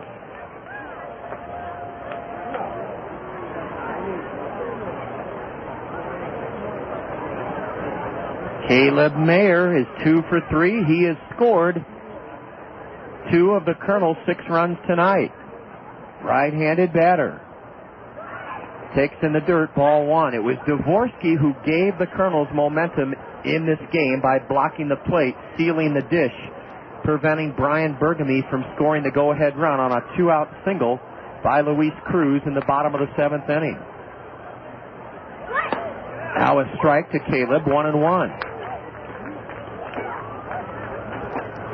Mayer started the Kernels' 2-run 5th inning with a double, and he scored the game-tying run in the 7th inning on a throwing error by Luis Cruz, the shortstop. Ball 2 outside to Caleb. From Fort Wayne, we salute the Crown Plaza Hotel, a proud partner of the Kernels. The Crown Plaza Hotel, simplified elegance combined with the latest features and amenities in downtown Cedar Rapids. Swing and a miss on an off-speed pitch, the count even to Caleb, 2-2. The Crown Plaza Hotel. It's within walking distance of all the great downtown attractions in Cedar Rapids, the library, the McLeod-Bussey IMAX Theater, the Symphony. Caleb down on strikes on a slider. Well, Wilmer Villatoro gave up a single and a 2-run homer, but he also fanned the side. In the 8th inning, the Kernels scored 2 runs on 2 base hits. There were no Fort Wayne errors. The Kernels leave the bases empty. We've left 4 men in 8 innings tonight. And Alex Dvorsky 2-run blast has given the Kernels the lead. We go to the bottom of the 8th, and it's the Kernels 6, Fort Wayne 4. Burger King welcomes you to stop in anytime to enjoy our great sandwiches your way. Try our flame-broiled Whopper sandwich and make it a combo to make it a meal. Treat yourself with a creamy shake or a pie to sweeten up your day. You have 6 locations to choose from in the Cedar Rapids, Berrien area. Bring your family and friends before or after the Kernels game. At Burger King, you got it!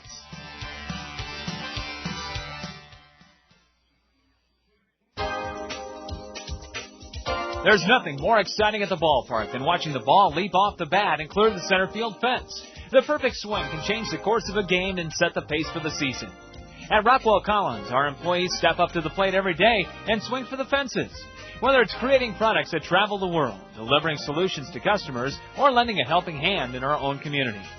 Rockwell Collins and the Cedar Rapids Kernels, partners in making Cedar Rapids the best place to live, work, and play. Everyone deserves a great insurance agent, not just any insurance agent. Paul Draper, your Pekin insurance agent at Sheets Forest Draper Insurance in Marion, has the experience and knowledge to provide you with top-notch insurance coverages. Sheets Forest Draper Insurance in Marion has been insuring individuals like you for over 100 years. Dependable protection from Pekin insurance agent Paul Draper at Sheets Forest Draper Insurance in Marion, an agency you know and trust. A U.S. Cellular call to the Kernel bullpen, the 3rd in a row to start a Fort Wayne inning. Brought to us by U.S. Cellular. Visit a U.S. Cellular store or call U.S. Cellular at 1-888-BUY-USCC. U.S. Cellular, we connect with you. Answering the U.S. Cellular call to the Kernel bullpen, a real workhorse and a stalwart for the Kernels this season, Ozzie Lugo. Ozzie Lugo will work the bottom of the 8th inning, answering a U.S. Cellular call to the Kernel bullpen. Ozzie pitched a scoreless inning here Monday night in the series opener, a Kernel 7-1 victory. The Kernels have fought back from 3-0 and 4-3 deficits and lead this game 6-4. In the bottom of the 8th inning, L.J. Biernbaum stands in and takes strike 1 called on the outside corner from the Kernel right-hander, Ozzie Lugo. Hayden Guimo, 1 inning pitched out of the Kernel bullpen. No runs, 2 hits, a strikeout, no walks. A breaking pitch has L.J. Biernbaum turning his back to home plate. He's in the hole 0-2, a called strike 2 to L.J. Biernbaum. L.J. hitting .256, 7 homers, 49 runs driven in. He's 0 for 3 tonight, and he's down on strike swinging. 3 pitches, and Ozzie Lugo has fanned L.J. Biernbaum. 1 out here in the Fort Wayne 8th inning. 6-4 Kernels. Paul McAnulty. Ozzie will now face the cleanup batter for the Wizards, Paul McAnulty. He walked, advanced to second on a wild pitch, and scored when Jeff Marquez was on the hill in the 6th inning. Scored to give Fort Wayne a short-lived 4-3 lead. Kernels tied it up in the top of the 7th, thanks in part to an error by the Wizards shortstop, Luis Cruz. Lugo's first pitch to the cleanup man is a curve in the dirt, ball 1. Ozzie Lugo is on for the 31st time out of the Kernel bullpen. No wins, 1 loss, an ERA of under 3, 2.97. 2 saves for Ozzie in 39 in the 3rd. He's only allowed 25 hits in 39 in the 3rd innings. That's remarkable. He skips a pitch in the dirt, ball 2 to the left-handed batter McAnulty. Ozzie has fanned 46 batters in 39 in the 3rd, walked 21. And the league is hitting 176 against Ozzie Lugo. Out to the hill goes catcher Alex Dvorsky.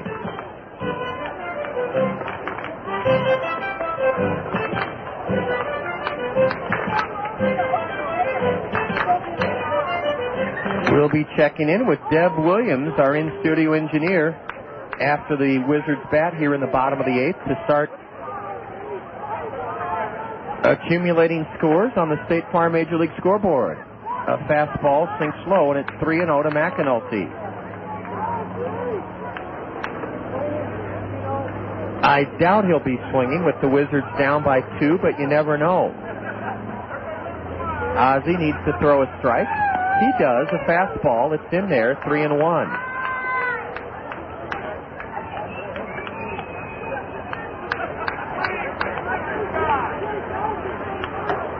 Now McAnulty, still in the hitter's count, takes low and away, ball 4. Ozzie Lugo has walked Paul McAnulty, and that's the 2nd straight time Paul has walked. Right fielder number 12. Steve Baker, who's grounded to short, line to 3rd, and flown to right, now bats as the tying run at the plate. Baker, a .267 hitter, 7 homers, 38 RBIs. The Kernels would love a double play. We have not turned one yet tonight. Now would be a perfect time to do so. Ozzie delivers a curve low and in, ball 1. Yes, we'll be checking in with our in-studio engineer, Deb Williams. Following this Wizard 8th inning, 6-4 Kernels. Strike 1 called, a blistering fastball at the knees. Evens the count to the right-handed hitter, Steve Baker. 1 ball, 1 strike.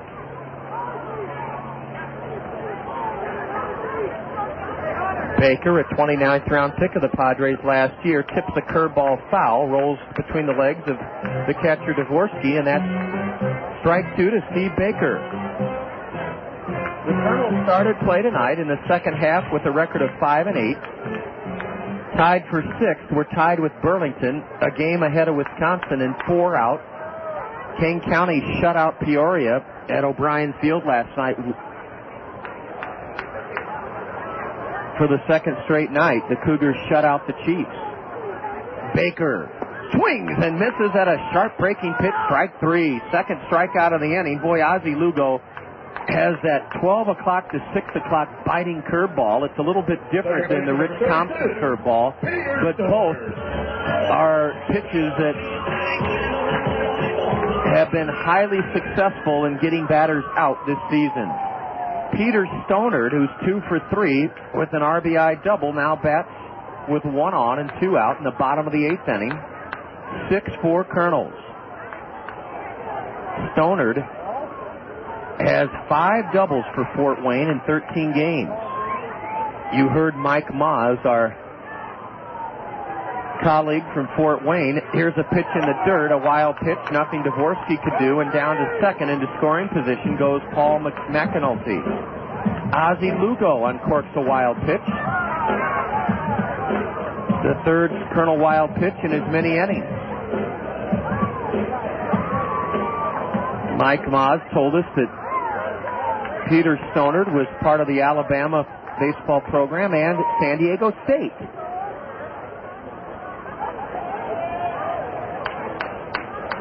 A high draft pick of the Padres left-handed hitting second baseman Peter Stonard.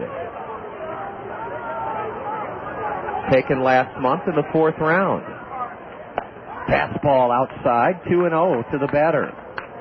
Rich Thompson, chopper, is warming up in the Colonel left field bullpen. Ozzie Lugo's challenge is to give the ball to Rich Thompson with at least a 2-run lead, which is what it is for the Colonels now. Runner at second. And another foul down the third base line, foul ball.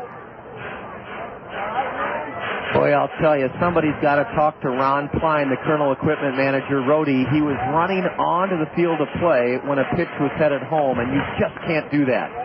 And that's not a criticism of Rhodey. He loves chasing balls. It's his trademark. He's been made a real folk hero in the new Veterans Memorial Stadium, thanks to the Rockwell Collins game link. And the only thing is, if you're out on that field when a pitch is headed home, you could really get hurt, A, and B, you could cause havoc if the balls hit your way. Stonard fouls one off to the left, and Ozzie's come back to even the count to Peter, 2-2. Rhodey dashed out of the Colonel third base dugout when Ozzie had already delivered a pitch to Stonard. Peter swung and dribbled it foul outside third, and there was Rhodey on the grass in front of the Colonel dugout, in front of the warning track material, and he just should not be there. For his safety, mainly. And also, as I say, if that ball's popped up, then all sorts of argument breaks out as to what the equipment manager's doing on the field.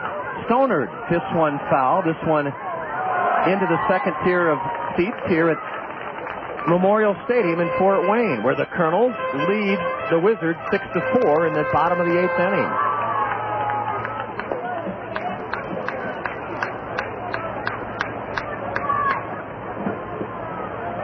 Ozzie Lugo working from the stretch.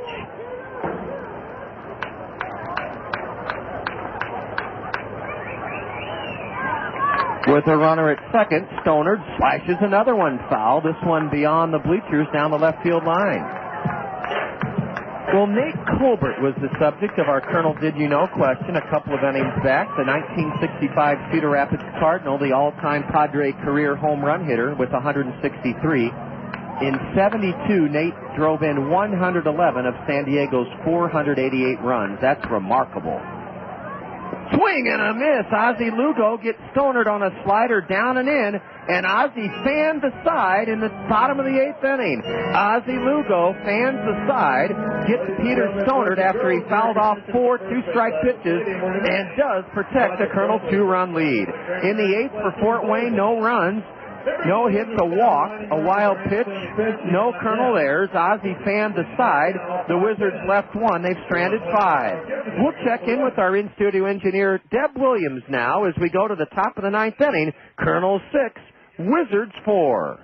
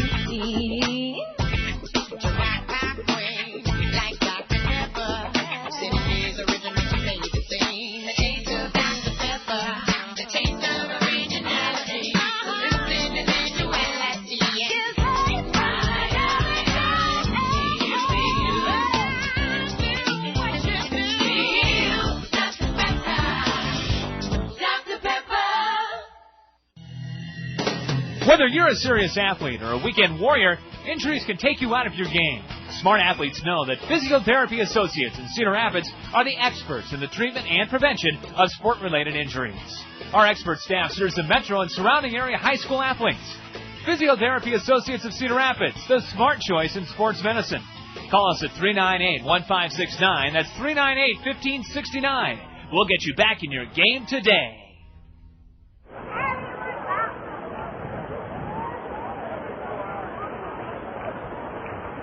Leading up the Kernels, Third baseman number 8, Greg Porter. Greg Porter hitting eighth in the Allen Motor Company Kernel order tonight. First up against right-hander Wilmer Villatoro. Greg has walked and scored, reached on an infield single. He's 1 for 2. He walked and scored in the Kernel 2-run fifth. And he takes outside ball 1. Porter scored from third on a sacrifice fly by Ibar in the fifth to tie the game 3-3. It's now 6-4 Kernels, top of the ninth inning. The 1-0 to Greg. Hammered foul onto the screen below. Strike one. Thanks to Deb Williams, our in-studio engineer, we have finals. 3 in the American League, 5 in the National League, and we'll review them here with you as the Kernels bat in the top of the ninth, leading Fort Wayne 6-4. The 1-1 to Greg, a changeup, a swing and a miss, strike two. State Farm Major League Scoreboard brought to you by State Farm Insurance agents Dale Thompson, Al Shetler, Gary Shubat, and Lanny Peterson. In the American League this afternoon, the Yankees in Baltimore at Camden Yards postponed due to rain. Greg takes low and away a fastball. At Comerica Park, the Blue Jays trounced Detroit 8-2. Tonight in the American League at Tropicana Field, Boston edged Tampa Bay 5-4. And a final from Kauffman Stadium, the Royals crowned Cleveland 8-2. Those are the 3 finals in the American League on the State Farm Major League Scoreboard. Ball 3 in the dirt to Greg Porter. In the National League, in 13 innings, at Pro Player Stadium, Atlanta 2, the Marlins 1. The Cubs shut out Philadelphia at Veterans Stadium 1-0 tonight. At PNC Park, Cincinnati edged the Pirates 4-3. The payoff pitch to Greg Porter.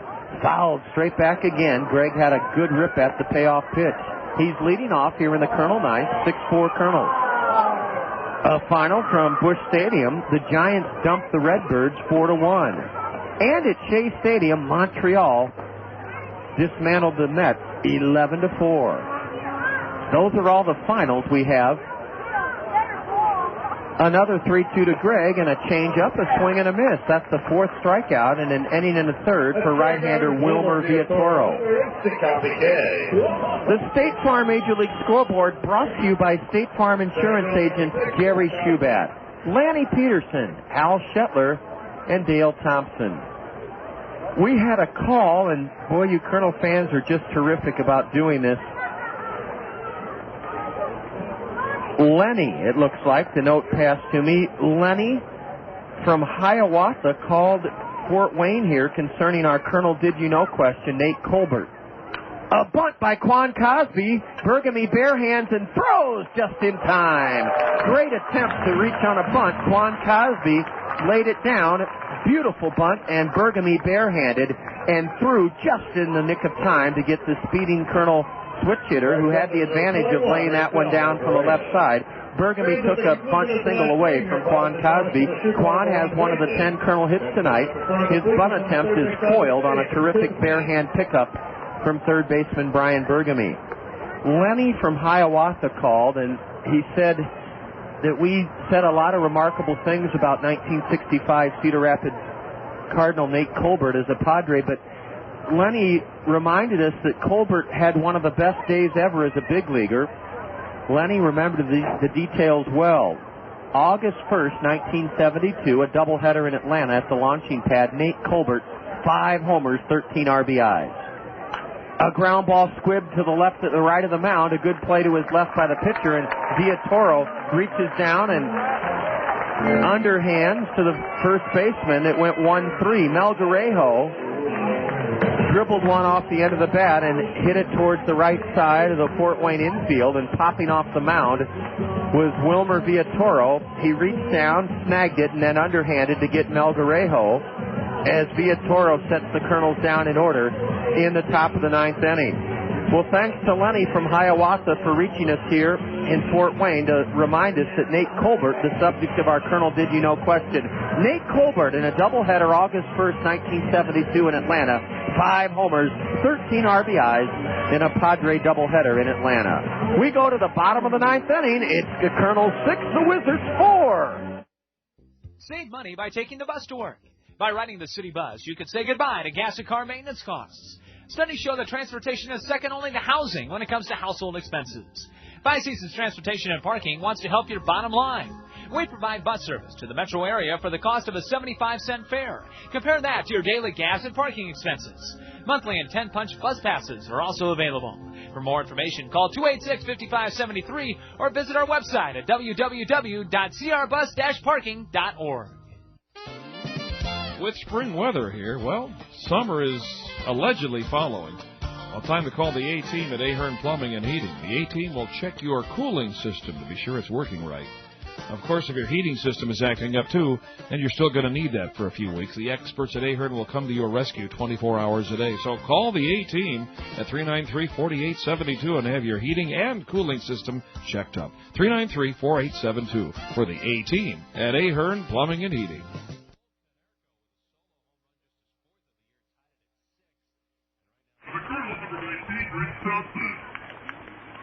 Leading up to the win for the ninth inning, filling in hitter number 7, Rashad Smith.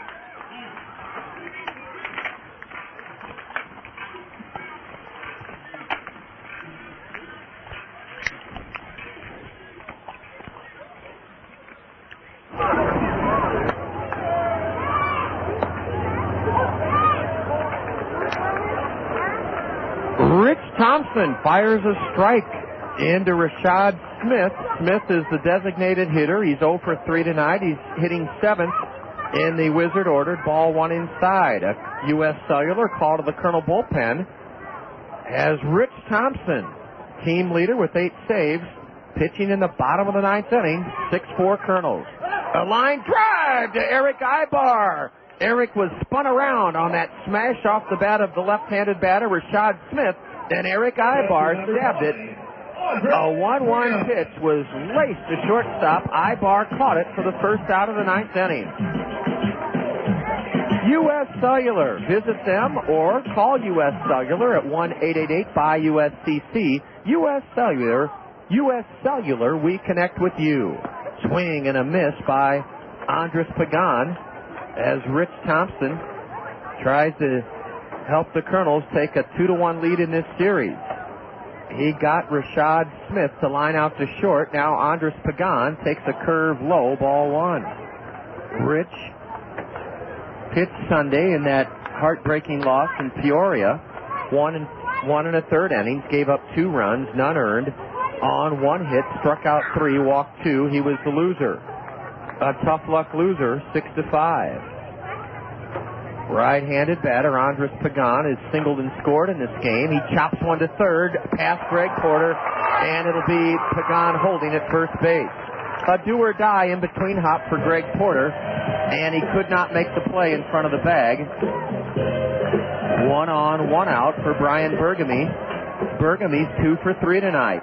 Andres Pagan, who delivered the game-winning hit in the 6th inning last night, has his second hit of this game, an infield chopper in front of third that Greg Porter just couldn't handle. He muffed it, an infield single to be sure.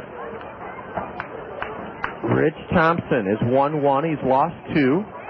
He's an all-star, an ERA of 0.25. He's on for the 31st time this year, and he delivers a strike to Brian Burgamy.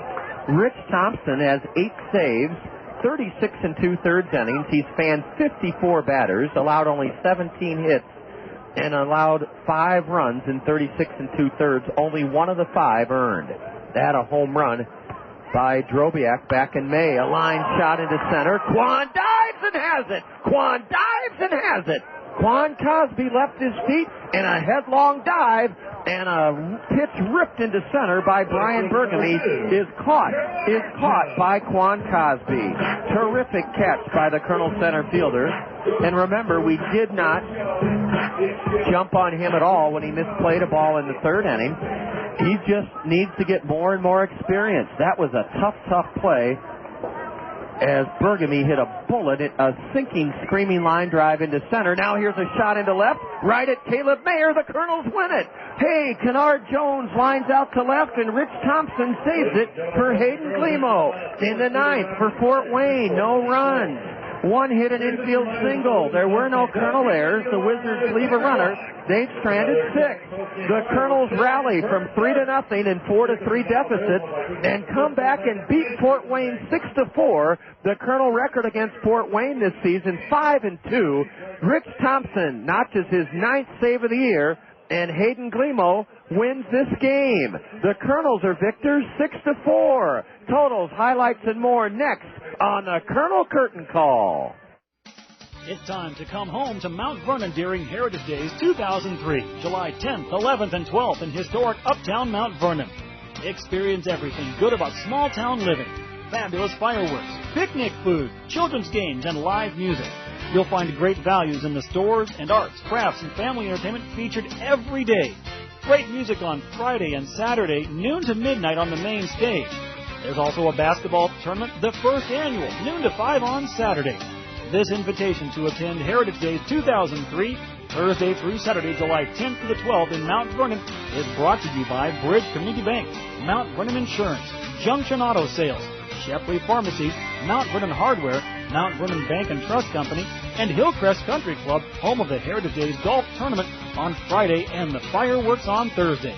Come on out to Mount Vernon and have fun at Heritage Days 2003. We'll see you there in Mount Vernon.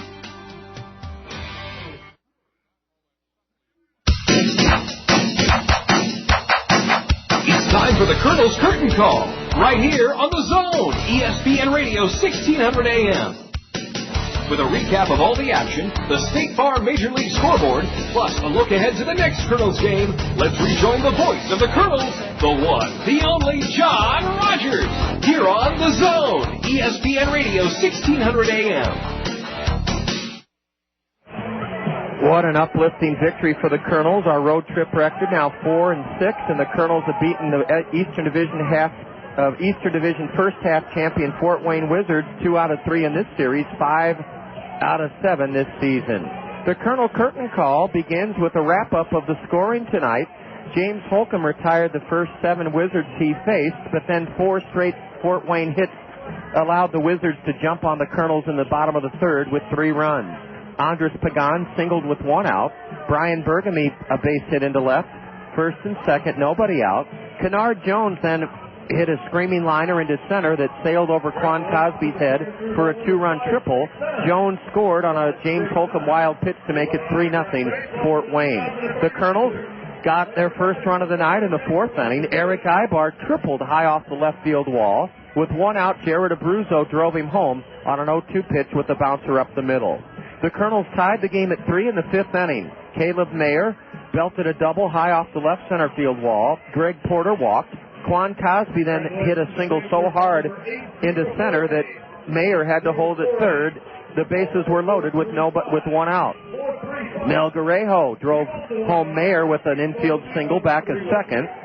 And Eric Ibar tied the game with a sacrifice fly to left. Greg Porter scored. We were tied 3-3 after 4.5 innings. In the bottom of the 6th, the Wizards took the lead. Jeff Marquez issued a 1-out walk to Paul McAnulty. With 2 out, a wild pitch sent Paul to second. And then Peter Stonard doubled into center to chase home into left center to chase home Paul McAnulty and make it 4-3 Fort Wayne. The Kernels scored a tying run in the 7th inning. Mayer singled to start it. Greg Porter then was credited with an infield single off the pitcher's glove, the pitcher being Chuck Bechtel. After Quan Cosby was unable to bunt the runners over, Mel Guerrero hit a ground ball, a squibber to second. Peter Stonard flipped to the shortstop Cruz to force Porter. Mayer went to third and scored when Luis Cruz's throw to first was wild past the first baseman. We were tied 4-4. With the game tied at 4 in the bottom of the 7th, Hayden Glemo, with Brian Burgamy at second and 2 outs, Hayden Glemo surrendered a base hit to left to Luis Cruz. The game hinged on Caleb Mayer's throw home to Alex Dvorsky. Alex blocked the plate, held his ground as Brian Burgamy ran through a stop sign from third base coach and manager Gary Jones, and Burgamy then leveled Alex Dvorsky. Alex blocked the plate, held the ball, did a backward somersault, and held on. Out at the plate was Brian Burgamy. That gave the Kernels a big lift and a huge amount of momentum. Kiospo led off the eighth with a single, his second hit of the game. After Jared Abruzzo fanned, Alex Dvorsky lifted a high fly ball down the left field line into the tater sack above the 16-foot high wall to give the Kernels a 6-4 lead. Ozzie Lugo fanned the side in the eighth. Rich Thompson allowed a scratch single in the bottom of the ninth, and the Kernels won it 6-4. The final line score: 6 runs, 10 hits, 1 error by the Kernels. We left 4 men on. Fort Wayne 4 runs, 9 hits, 1 error. They stranded half a dozen. The winning pitcher was Colonel lefty Hayden Glemo out of the Kernel bullpen. He's 4-3. The loser out of the Fort Wayne bullpen, his first loss of the year, Wilmer Villatoro. He's 3-1. Rich Thompson notches his 9th save of the year. The game took 2 hours and 41 minutes, and we're still awaiting an attendance. 6-4 Kernels. Back next on the Colonel Curtain Call with our Colonel Plays of the Game.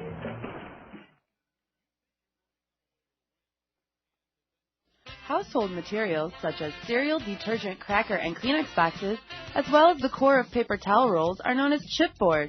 The Solid Waste and Recycling Department reminds you to recycle your chipboard materials by placing them in your blue recycling box.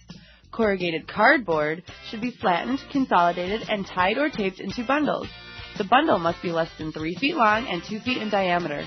Place your bundled corrugated cardboard beside your blue recycling box. We never forget, we would never forget the Ojanos. Now it's where mi amore and I dine in. We carry out the lunch and the dinner all the time for lasagna, ravioli, mandacati, cannelloni, tortellini, or try their delicious salads and sub sandwiches too. The Ojanos is the hometown taste of Italy. For your next meal with friends and a family, remember the Ojanos with 5 convenient locations for the pasta that makes you sing.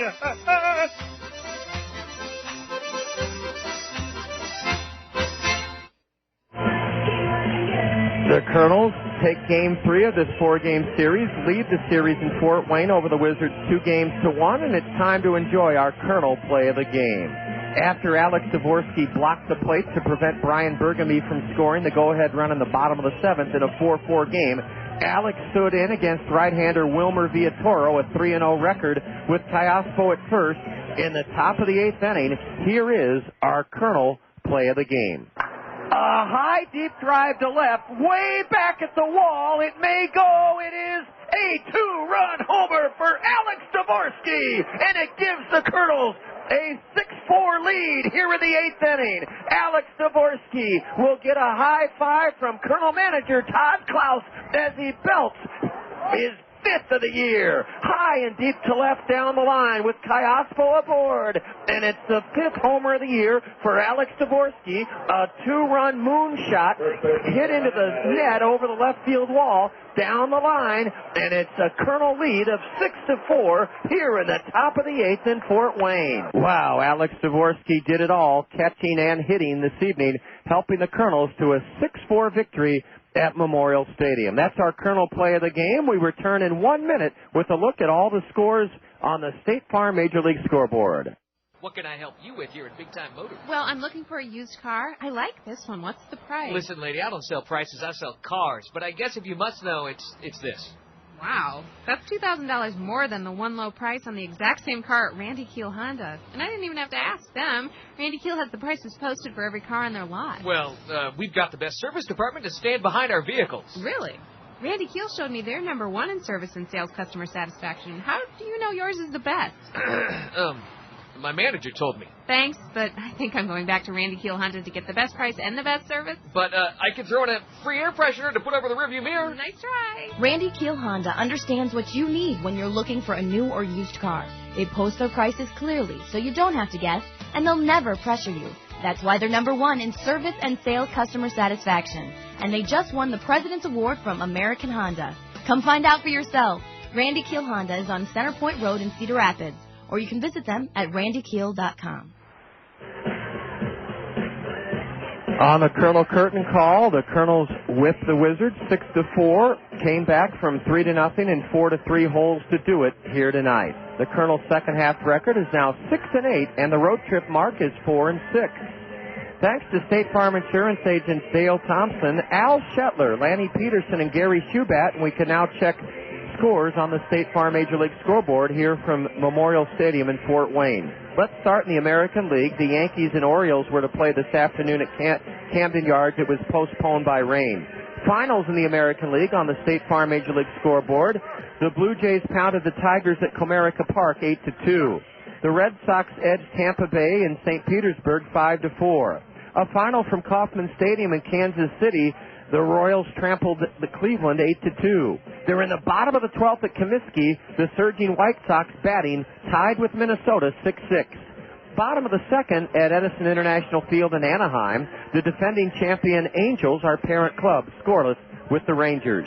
They're in the top of the second at the Coliseum in Oakland. Seattle and the Athletics scoreless. National League, State Farm Major League scoreboard in 13 innings at Pro Player Stadium in Miami. The Braves edged Florida 2-1.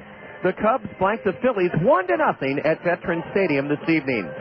At PNC Park, the Reds edged Pittsburgh 4-3. The Giants dumped the Redbirds at Busch Stadium 4-1. At Shea Stadium in Gotham, the Mets were drubbed by Montreal 11-4. Expos. They're in the 8th inning at Coors Field in Denver. The Rockies trying to cool off the red-hot Diamondbacks lead Arizona in the 8th, 6-1 in Denver. Milwaukee and Houston tied at 3 at Minute Maid Park. They're in the 8th inning.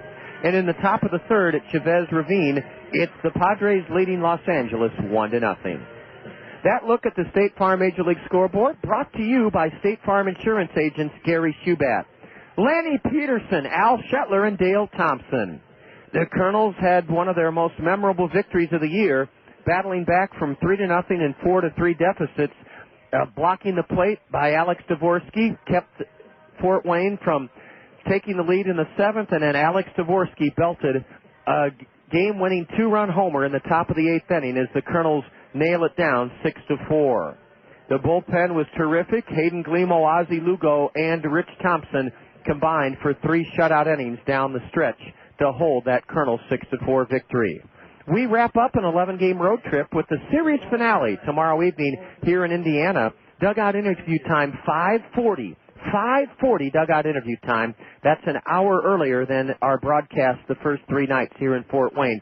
6 o'clock first pitch tomorrow evening as the Kernels will try to make it 3 of 4, not only in the new Veterans Memorial Stadium against Fort Wayne, but 3 of 4 here in their home ballpark.